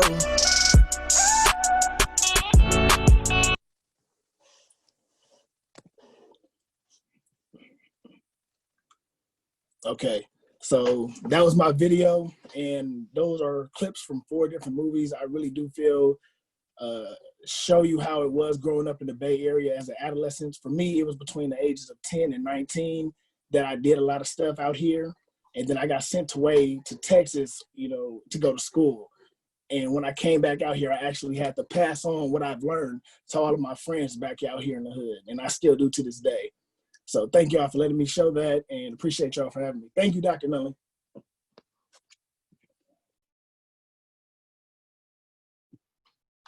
All right. Jewel, you're on. All right. Hi, everyone. My name is Julianique Gianmarco, but I go for Jewel for short. And I am going to share with you a piece of me being born biracial and who I am. So my mother is Black and my father was Italian. He passed away when I was about 3 years old. And even though I'm mixed, it was instilled in me as a child that I was Black because I was housed in a Black woman's universe, her womb. And I was shown the beauty of being Black because of my relationship with the Creator. And this allowed me to have strength and appreciation to, you know, my blessings. I'm able to accept my trials and tribulations, which allows me to, you know, walk through life. And I learned about my roots from my family.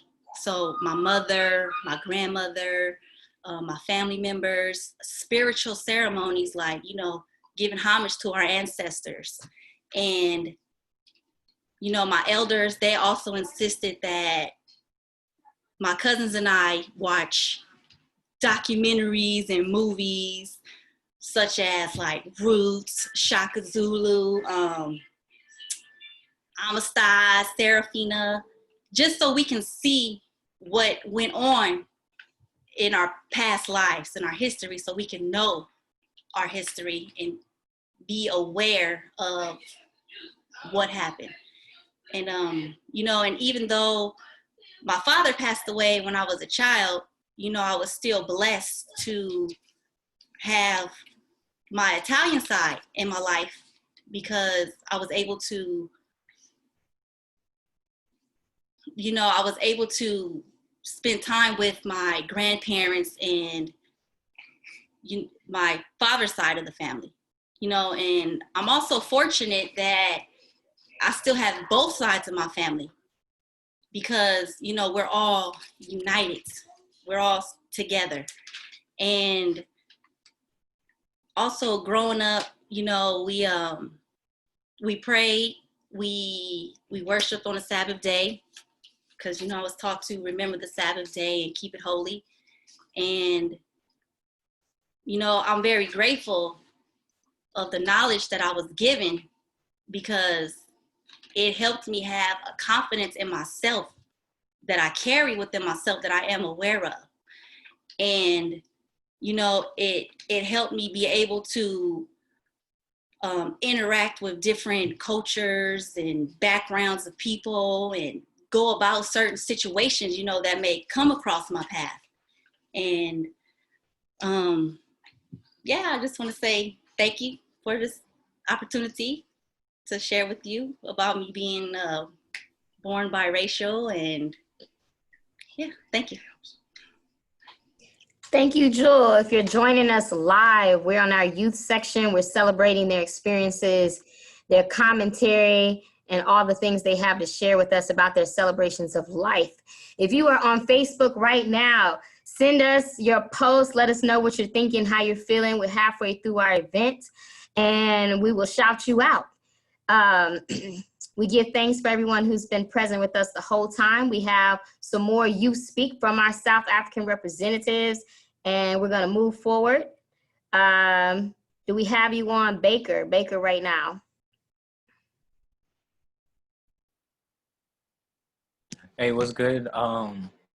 Just want to say I appreciate everybody for saying your piece, being transparent, and I definitely, will absorb, all this information residually throughout the day. So thank you very much for connecting me with my culture, connecting me with my country, and connecting me with my people, because as a mixed race person in America, I feel like there's this binary model of what being mixed race is, and if that's not being black and white, then you aren't mixed. And that was seen throughout history, especially in California.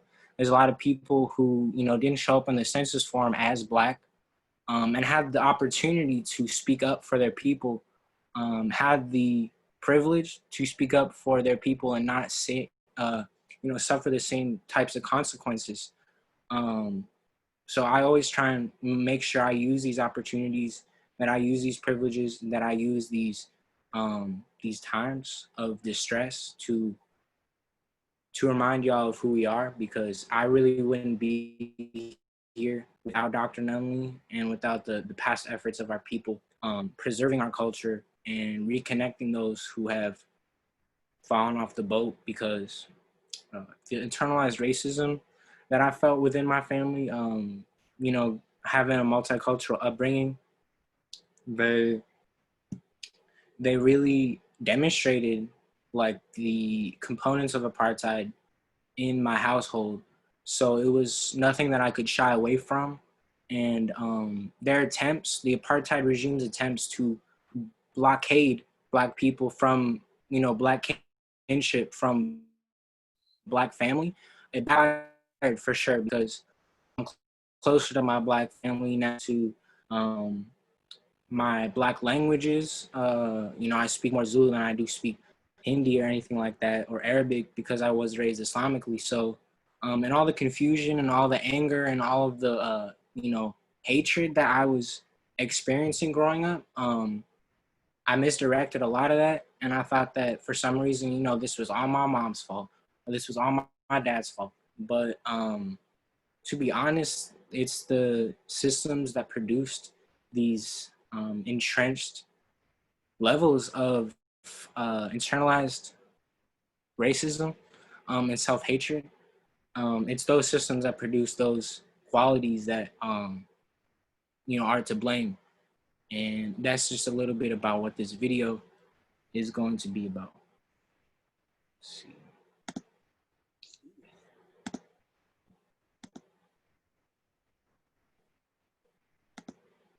Y'all got it? Yep.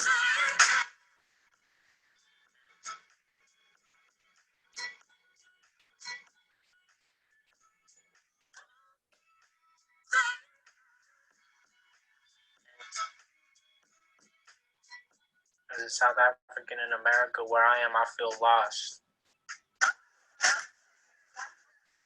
In the truest, spineless spirits, those weak in the West. The festering founders and parents of pestilence expect us in the diaspora to forget. They expect us to forget the frequency in which our ancestors vibrate in.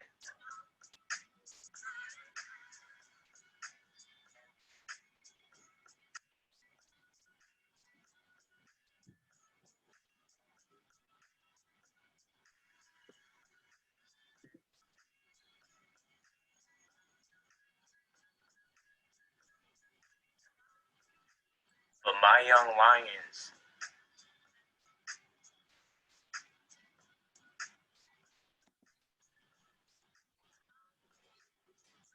My Young Lions always allow me to answer these calls to Umtandazo.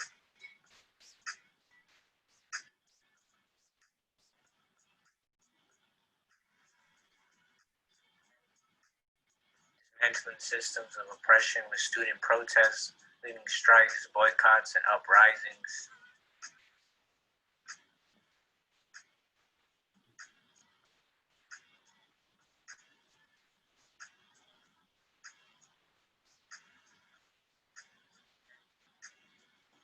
These bodies that I'm stuck here with are polished on the outside,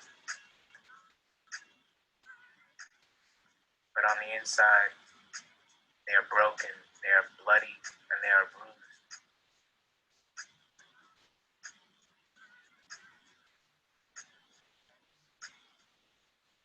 Just because our mothers and fathers gave us skin that could not bruise, does not mean that we cannot feel pain.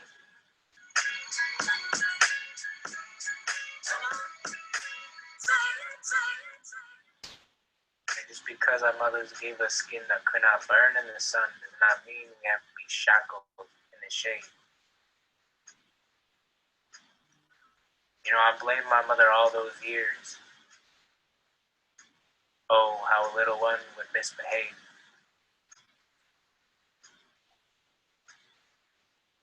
You know, I blamed my mother all those years for seeking asylum in a country that supported the National Party and that supported the apartheid regime. I blame my mother for brushing my hair until it looked European. You know, I blame my mother as a confused, angry child, but not the systems of dispossession and genocide. I blame her for constructing a box she placed our culture in for it to hide.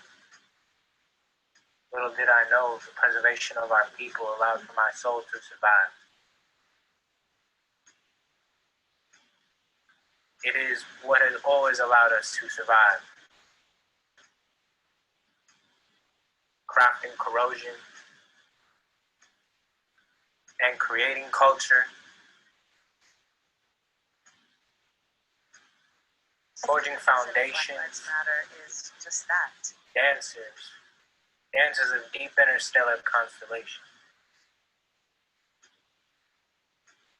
Claim cosmology as the moon's first form. Newcomers admiring our roses for not ever having lived with its thorns. A brilliant bombardment of countless compartments.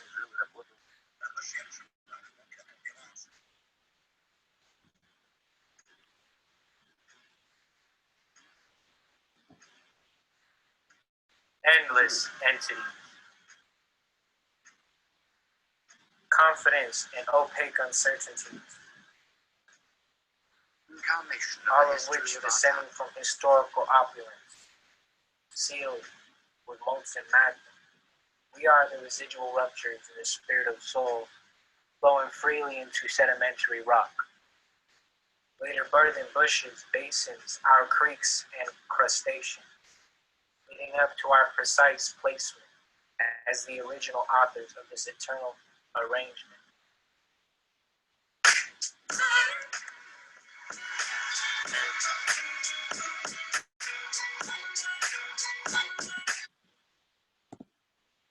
So that was that.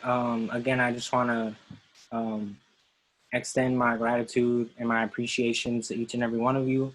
And thank you, Dr. Numi, for, allowing a lot of this content, to reach me, and for this opportunity to reach me. Thank you.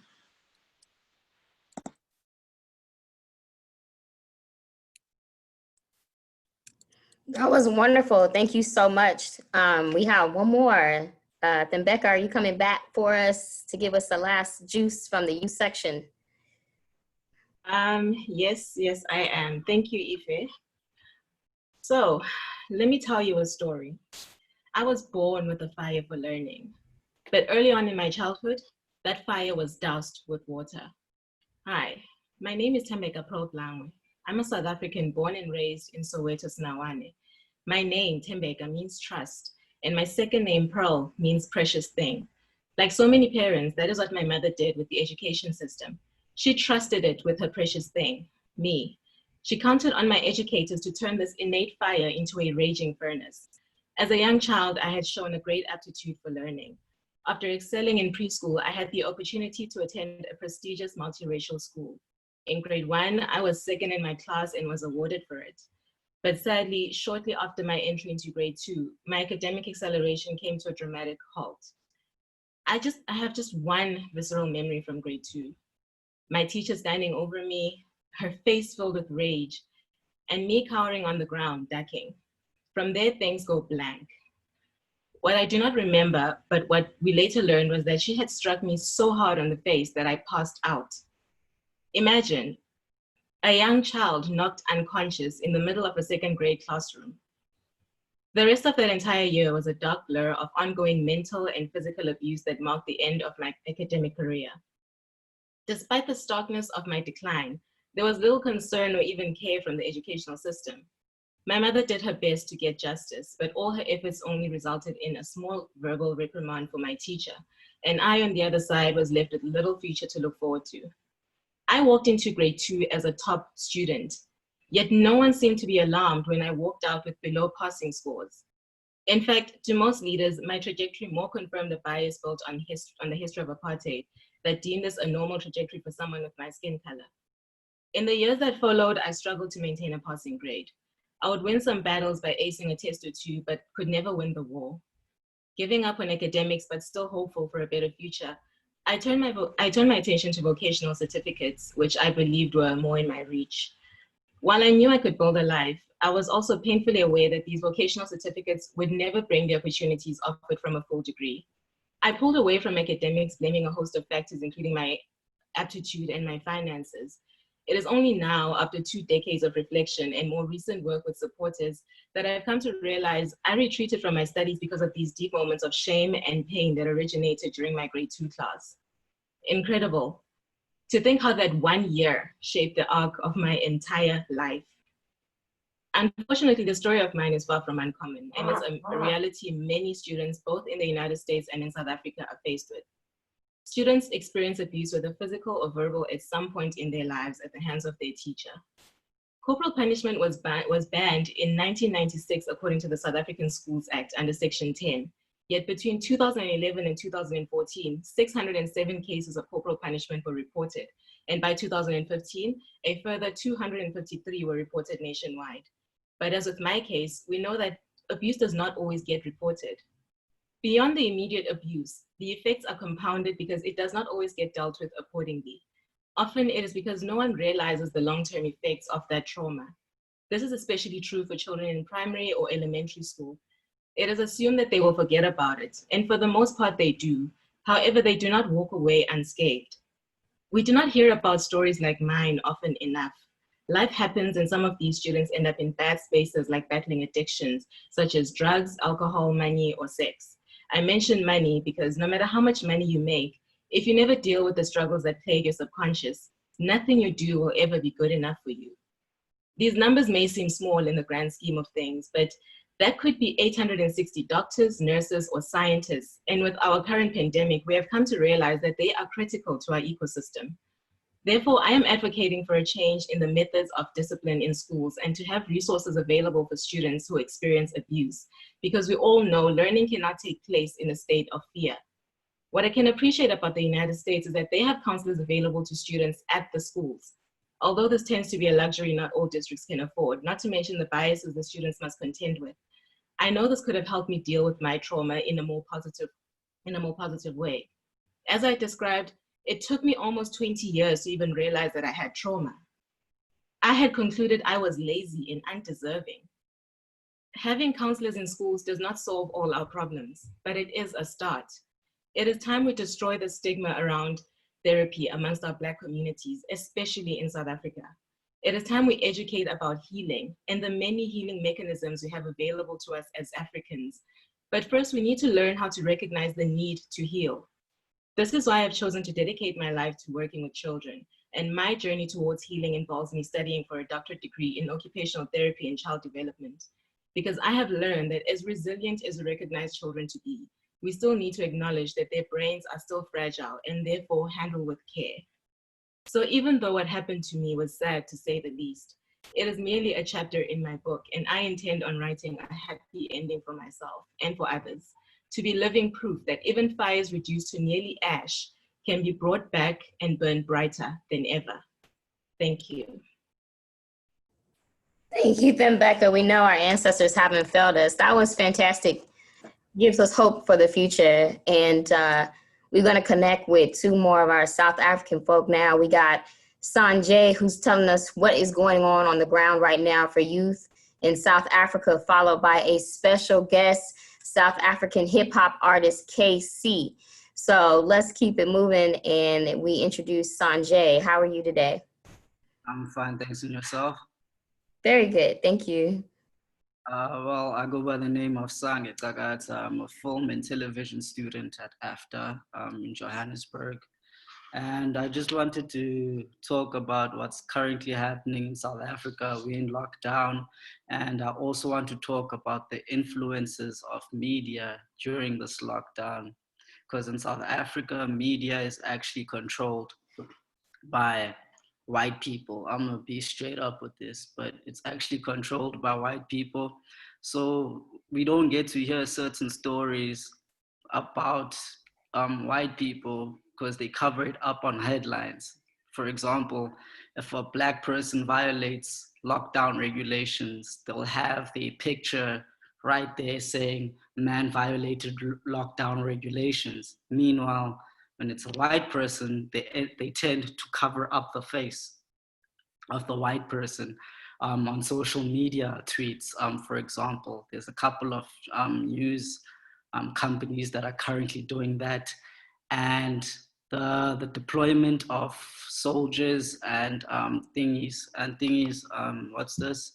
and police services in townships. That's also another issue that we are facing in South Africa. Well, I stay in the suburbs and I haven't seen a single cop because they have this mindset and idea of people who stay in the suburbs aren't problematic compared to people in the township. Well, that needs to change because white people, as we speak, they're currently losing their cool. And I feel like the reason why I'm talking about this is because it's becoming a threat to our Blackness. Everything in the world is being, portrayed as a Black thing. The coronavirus, you also see this with Chinese people treating Black people like nonsense currently because of what's going on. They trying to blame it on Black people, and this is why I also blame what happened in '94 with apartheid. I felt like we were just happy with the point that we get to see different races. We're going to be allowed in different places, but the media that's white controlled also had an influence in making sure that Black people forget about the important stuff like owning the land, using African medicine as well, like they're doing in Madagascar. And the media here isn't really broadcasting that because right now COVID-19 in Madagascar has been proven to gone down. The levels have gone down due to a plant they use currently. They're using African herbs in Madagascar, and South Africa is not broadcasting that because we also have an influence from Bill Gates, who's also currently influencing the World Health Organization.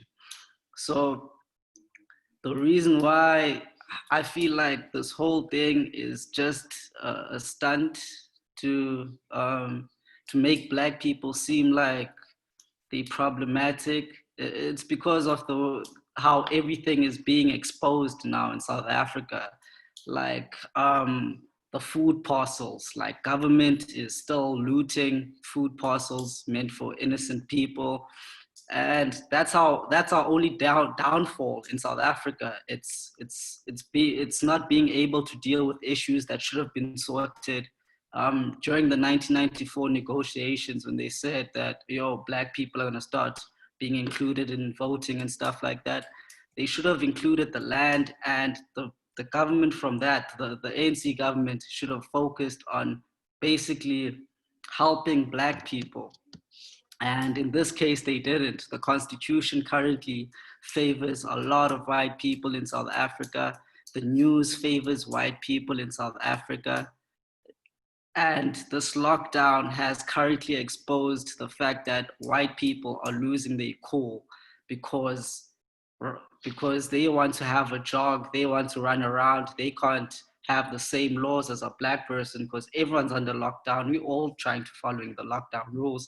But in Sea Point and Promenade, where it's a white-dominated suburb in Cape Town, on the first day of the easing of the lockdown restrictions, I think it was on Friday last week, saw a bunch of white people running around, some walking side by side, violating the lockdown restrictions. But were they arrested or humiliated? No. In South Africa, you see videos of criminals, not criminals, I mean policemen abusing Black people in townships, making them do squats all the way home because they found outside during lockdown and violating lockdown restrictions. Instead of telling the people, go home, you'll never find a video of a white person being told to squat all the way home or being beaten up. So this COVID-19 is also exposing the fact that our leaders are also trying to get political with this instead of helping people. People are putting their political agendas first, and people who are involved in corporate companies, for example, the sale of cigarettes that happen to be killing a lot of people. The British and American Tobacco Company are trying to fight that in court currently, and they're currently failing because a lot of people's it's more of a political agenda thing in South Africa. People want to push their agendas. Businessmen want to put their agendas first instead of putting the people first. So this is going to be a threat to everyone in Africa. And I feel like Africa is being burdened with coronavirus. That time we are the richest continent in the world. We shouldn't be relying on states like China or any other states. We should be relying on ourselves because we're so endowed with mineral resources that I feel like no company should be allowed from any other country to touch the resources. I mean, we should be having our own currency as well. So that will make us a more powerful country. But now Africa is being put on a back foot by unforeseen circumstances like the COVID-19. And it's really messing us up. The fact that we didn't own our own stuff, our own land, we have to find funding from international investors like the IMF. After getting the money, they try to dictate how we lead and how our government should lead our country. That's how they do, that's how they operate, that's how they do things. So I feel like if South Africa went back to making sure that we own our stuff, we own our minerals, we own our businesses, we support Black-owned businesses, we wouldn't find ourselves in this position of having to look for funding from World Bank and the IMF that are going to tell us how to run our country. We should be running our own continent without the help of other states because we are so rich in minerals and other resources. Thank you. Give thanks, Sanye. That was Sanye for everybody watching on Facebook for that community activist updates. Very important information. We're connecting our consciousness and thus connecting our actions. We have special guests now. I'd like to introduce hip hop artist from South Africa, KC.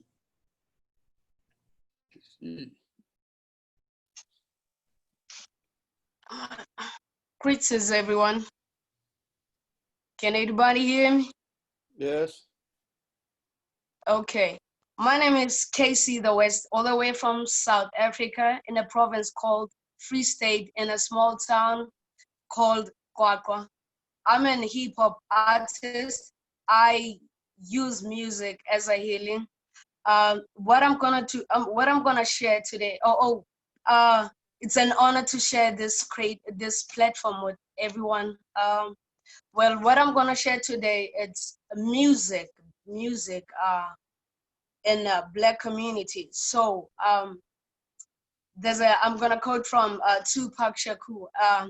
There's a poem from him, and it's called "A Rose That Grew from the Concrete." So that book kind of inspired me to become unique, to raise my voice out loud as an artist, as a Black woman living in a village. So what I do as an artist, here's what I do. I share my message in the music. As we all know that music connects us, music heals us, music, it's a spirit that moves us. Music stronger your inner being, and music drives, music deliver a message. So I'm gonna share a piece with you. It's called "When I Touch the Mic." So when I touch the mic, it's a question that I ask everyone. As you are a speaker, what will you do? What would you do if you have a power, if you have a platform to tell the truth, to share the truth with your people? So let me just see. Okay.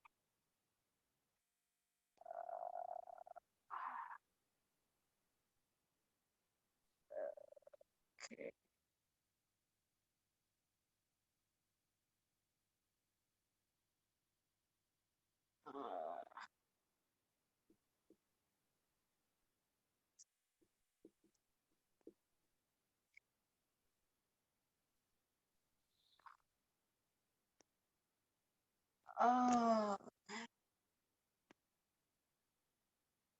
Seems to be having problems sharing the video.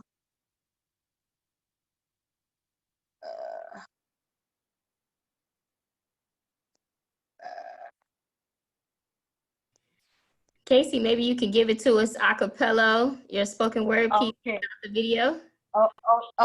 Okay. Let me give you a cappella. Okay.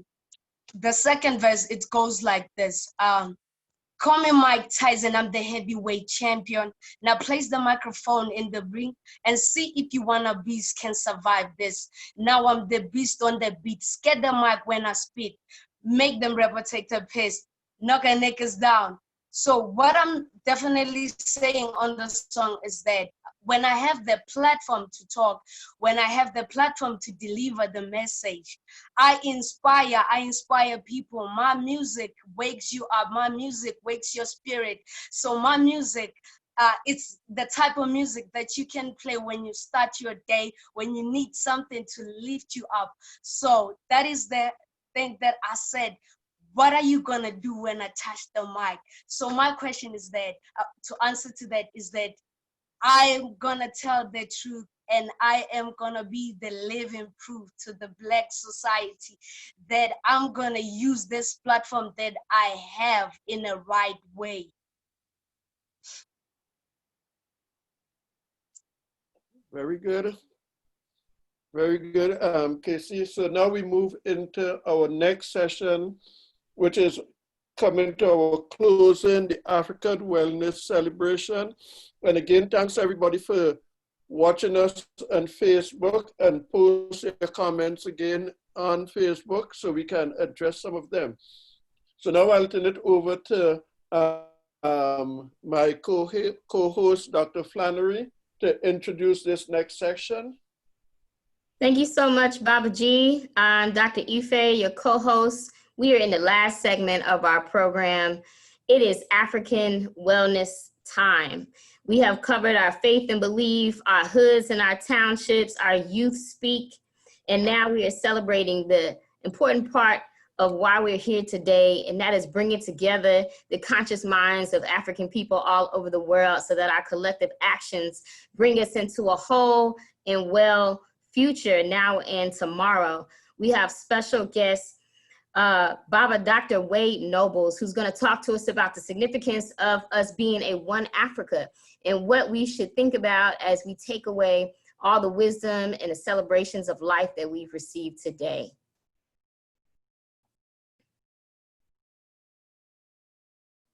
Baba Wade, there you go. You were muted. Okay. I mute myself. I was so awed by our young people that I was spellbound. So I want to just say that I am pleased as an elder to see what our future is going to bring forward.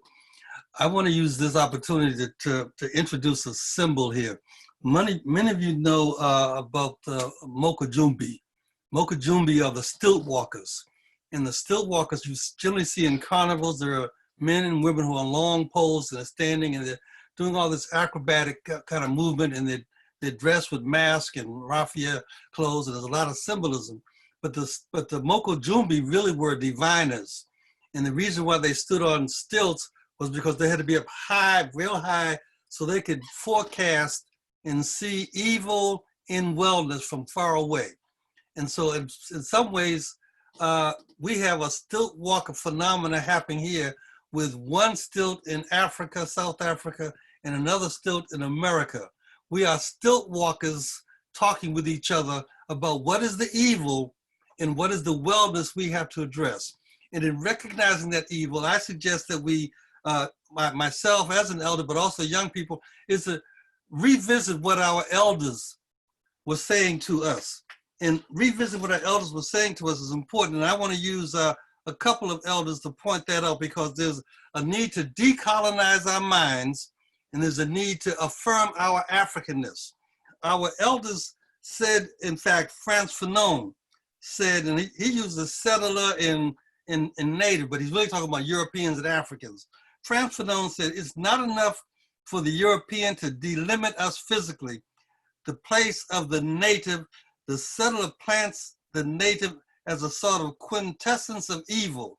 The native is declared insensible to ethics. He represents not only the absence of values, but also the negation of values. He is the enemy of values, and in a sense, he is the absolute evil. Frantz Fanon points out that the Europeans say that we are the corrosive element in society, destroying all that comes near us. He is the deforming element, disfiguring all that has to do with beauty or morality. Then he stops, and Frantz Fanon says very clearly, yet it is he, the European, that is the depository of all the malevolent powers in the universe. Howard Thurman, listen as Setu said, Ukuva, hear this.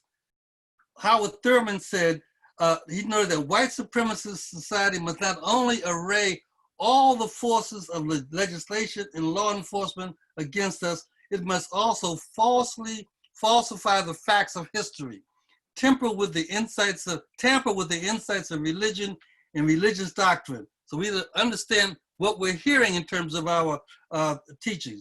He said they editorialize and slant news in the printed world. All this in order to freeze the place of the Negro or the African in society, to make us immobile. Stand on the Moka Jumbi, look out to the future, see what's happening. We're being immobilized by European thought that we try to blackenize and translate into African thought. John Henry Clarke says the problem of African people will not be adequately addressed until we create a new kind of African mentality, a new kind of African mentality that is not filtered through the lens of the European narrative. Chancellor Williams points out that African redemption will have to come through the united leadership of a class of Blacks trained as psychologists, and I would add as Saku-Shetas, not psychologists, because the core problem for us as African people is that we have had a mind transplant. And then finally, Mosiah Marcus Garvey points out, he says, God in nature first made us what we are. God in nature first made us what we are, and then out of our own created genius, we make ourselves what we want to be.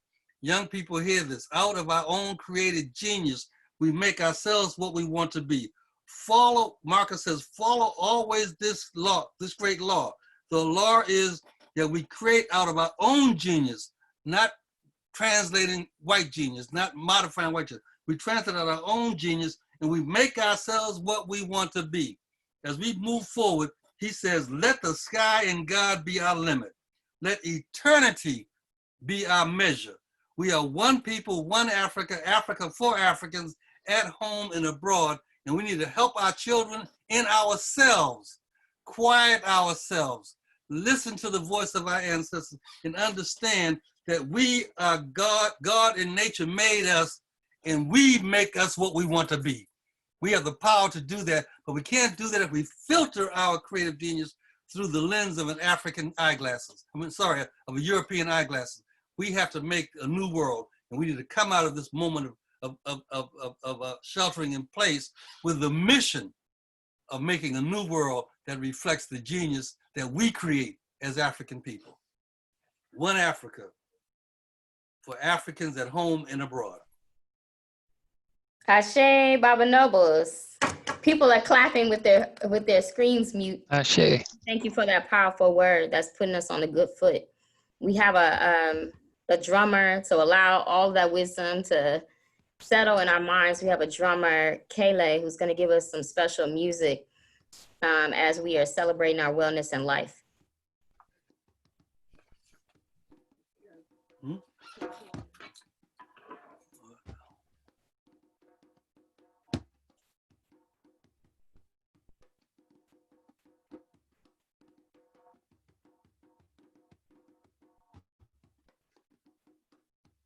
The volume isn't that good, Kayla. What'd you say? The volume isn't that good on your screen. Can't hear you. Let's try this.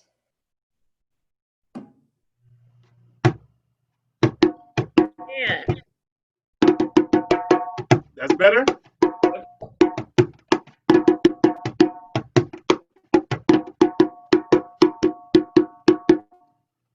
Hey, hello everybody.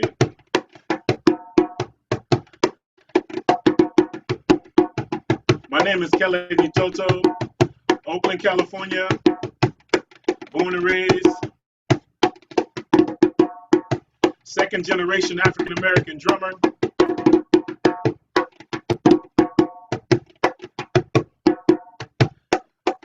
Before I was born, my parents were drumming and dancing and activizing, being active. And in 1975, there was a brother named Pule Shoba that came from South Africa. He was letting people know about apartheid and all the injustice happening over in South Africa. My parents were dancers and drummers, so they wanted to learn. They wanted to learn about what was going on. They wanted to be activists around that. So they learned a lot of boot dance. I grew up with, among other things. So in honor of our connection, in honor of everything we're talking about here today, I just want to sing this song with y'all.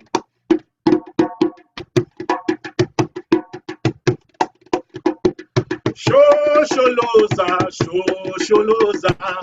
Ules Mtas, Zimbunde Semba, when you la paleka, Ules Mtas, Zimba, Skimelas, and Palme Zimba, yeah. Shosholoza, Ules Mtas, Zimelas, and Palme Zimba, when you la paleka, Ules Mtas, Zimelas, and Palme Zimba,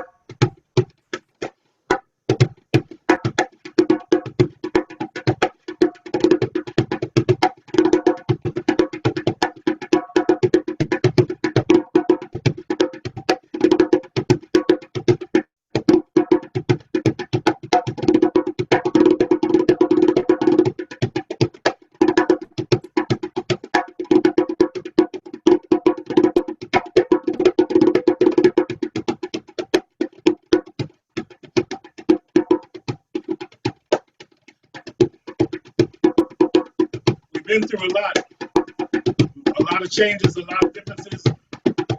But the one thing that we have in common, one of the many things that we have in common, is the drum. And the drum is something we never lost.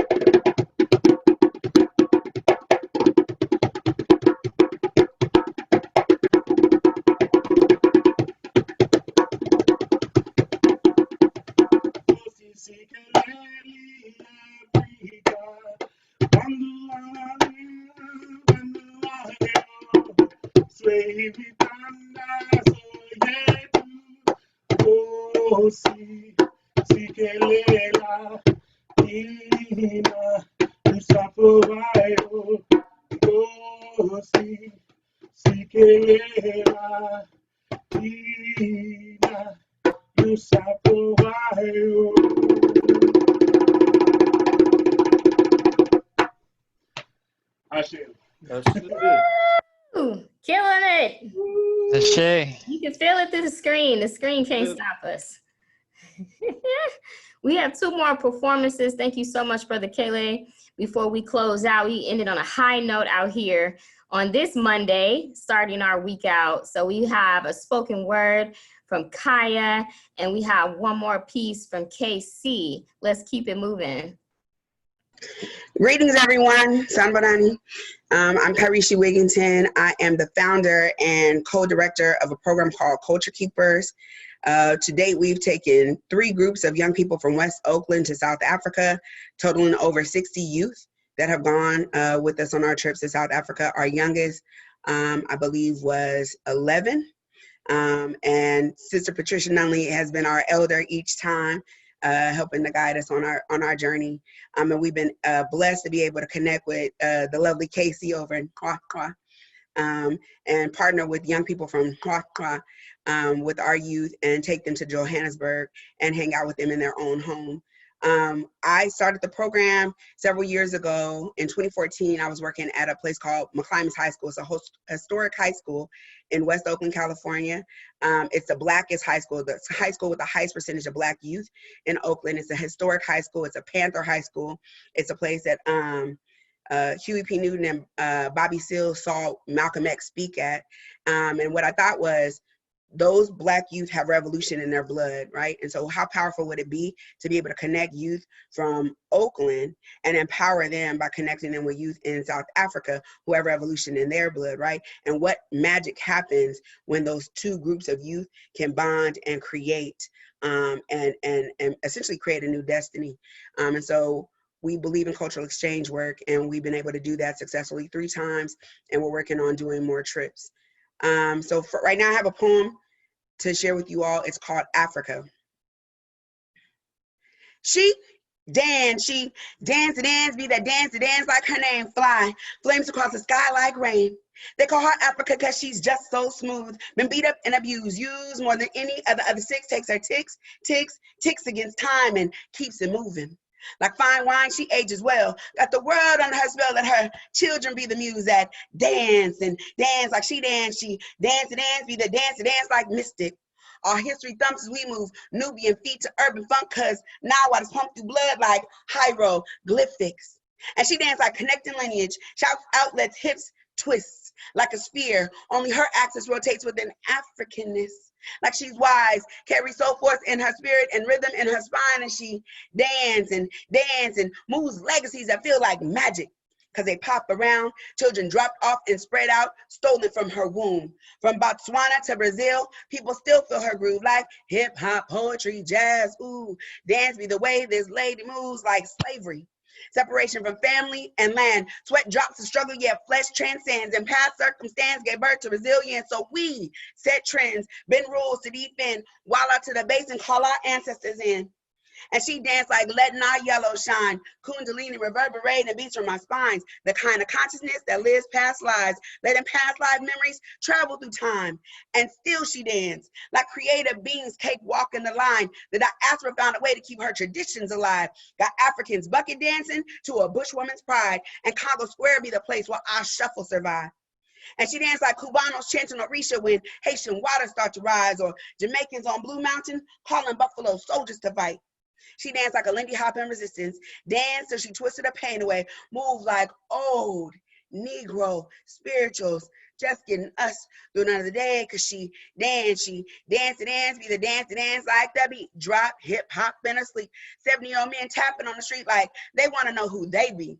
So they chase roots like gumboots, South African rhythms playing on their feet. Nothing but pure African soul, weaving heritage like tracking footprints across the globe. And she danced like a b-boy crisscrossing street noise, while older cats spin ghetto hymns like the fat boys beatboxing in a cipher. Up rockers pushing all-nighters and we chant, yes, yes, y'all, till the beat falls, while crazy legs as head spins and windmills till his moves are tight. Saw someone getting hypey under the moon last night, like the Maasai jumping on a mountainside, battling each other like clown dancers in rise. And chakras keep family like nations of black folk, same tone, same strut, same steez, like brothers on the ab doing the damn thing as they bounce rock skate on D's. She danced like never ending motion. Yamaya's arms stretching across the ocean. She moves like water, speaks like the wind, shines like fire, but really she feels like earth, and she dance and dance and dance. Thank you. Sure. Ashe, thank you so much for that. Casey, are you gonna bring us out? You got one more piece for us, a live piece? Yeah, I have a live piece for everybody. So what I want everyone to do is just clap your hands like this. Yeah. So the piece I'm gonna do, it's called God Protect Me, God Protect Us. So I wrote it in my language, but I'm gonna translate it to you. So it goes like this. Ikabak yung mang tuta haiksay libisi wena. Tata macholo, wena mupi, ramuluki. Haunson tsireleditse, pela diranta tekere umpatile. I know some of them, they wishing kabeki simona. Impa mahawa hao, kona umpele mona. So it says, who am I not to give glory to God? Who am I not to give glory to him? Who am I not to give praise to him? Because he's the one protecting us. He's the one blessing us. So with all in sayings that in my journey, please protect me, God. In my journey, in everything I do, please protect me, God. In everything I do with my family, please protect me, God. For those who wish me well in life, please protect them, Lord. And please protect the Black community. I thank you. Hey! Thank you so much, Casey. That was fantastic. Thank you so much for having me. Thank you so much for being here. It's a great pleasure. So we are at the end of this session. We have heard from our young people, most inspiring, with lessons that we have to take with us. We have heard of our faith, and then we end with celebration of life. Life is eternal, life is ongoing, life is never ending. It is like the water that flows through time and across time. It is with us always. So we have to talk about our next steps and what we mean in terms of where we go. And so I just want to say two things that came out that are very critical for us to understand is the importance of our cultural foundation and our cultural basis, that we have to go back to our original African-American culture and use that, because that culture provided the foundation or survive our ancestors to survive the horrors of the Middle Passage and the period of enslavement, the Jim Crow legislation, the periods of colonization in South Africa, and then throughout the diaspora. So we have, our culture provides us with that foundation, and we are connected to our culture by our ancestors. Our ancestors are with us always, and our ancestors provide us with that spiritual connection that provides us with the support and the strength that we need in times of crisis. I'm reminded to say that your life, our life, is God's gift to you. What you make of your life is your gift to God. So what will be your gift to God? What will be your gift to our community that will need us in these times of crisis? So for the future, we anticipate an African way of being. We have to return to the source to revitalize ourselves. And in that process of revitalization, we provide the guidelines for a new humanitarian society, a world order that is based on the principles of Ma'at, truth, justice, righteousness, propriety, balance, harmony, and order. If we live according to these high principles of Ma'at, then we will never be destroyed. We can never be destroyed because truth will prevail at all times. Sister Ife, you want to have any other closing remarks? Thank you, Babaji. This has been fantastic. What comes to mind before we have our final closing remarks by our organizer and our national president is a Yoruba proverb that says, if it doesn't matter where you're going, then any road will do. That comes to mind because consciousness is an intentional effort, which is why we have organized these people across the waters, and we are so grateful for our listeners today. Consciousness is an intentional effort because our path matters. And if we're unclear of the path, then we are likely to be led astray.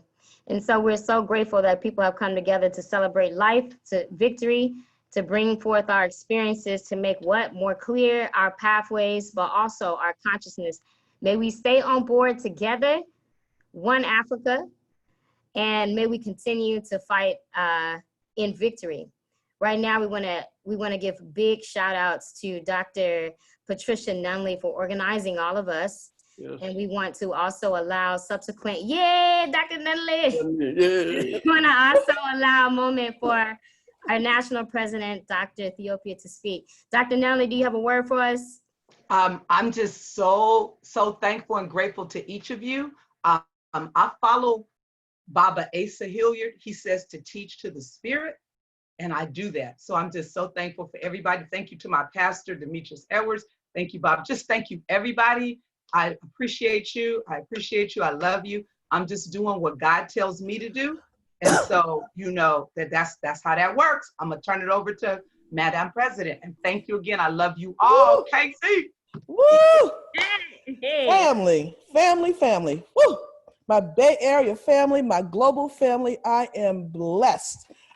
You know what? This is truly, this is our African wellness time. I love that. I love that. You know, this is A-B-Side. This is what we're meant to be. This is who we are. I'm sure that any and everyone who's been with us today is vibing some way. Everybody's heart's been spoken to. When you feel this pressure again, replay this. Replay this. It is being together, seeing one another, Sowa Bono, really loving up on one another, Zola up on one another, is going to calm our spirits, have us sit still and hear what our ancestors want us to hear, step out into this world and do what we need to do. Again, they call this a pandemic and they talk about a new norm. No, no, no, no. It's not a new norm. It's our norm to be defined by us now. This is the best medicine. This is the best juju. This is it. To be in this spirit, connecting across the globe.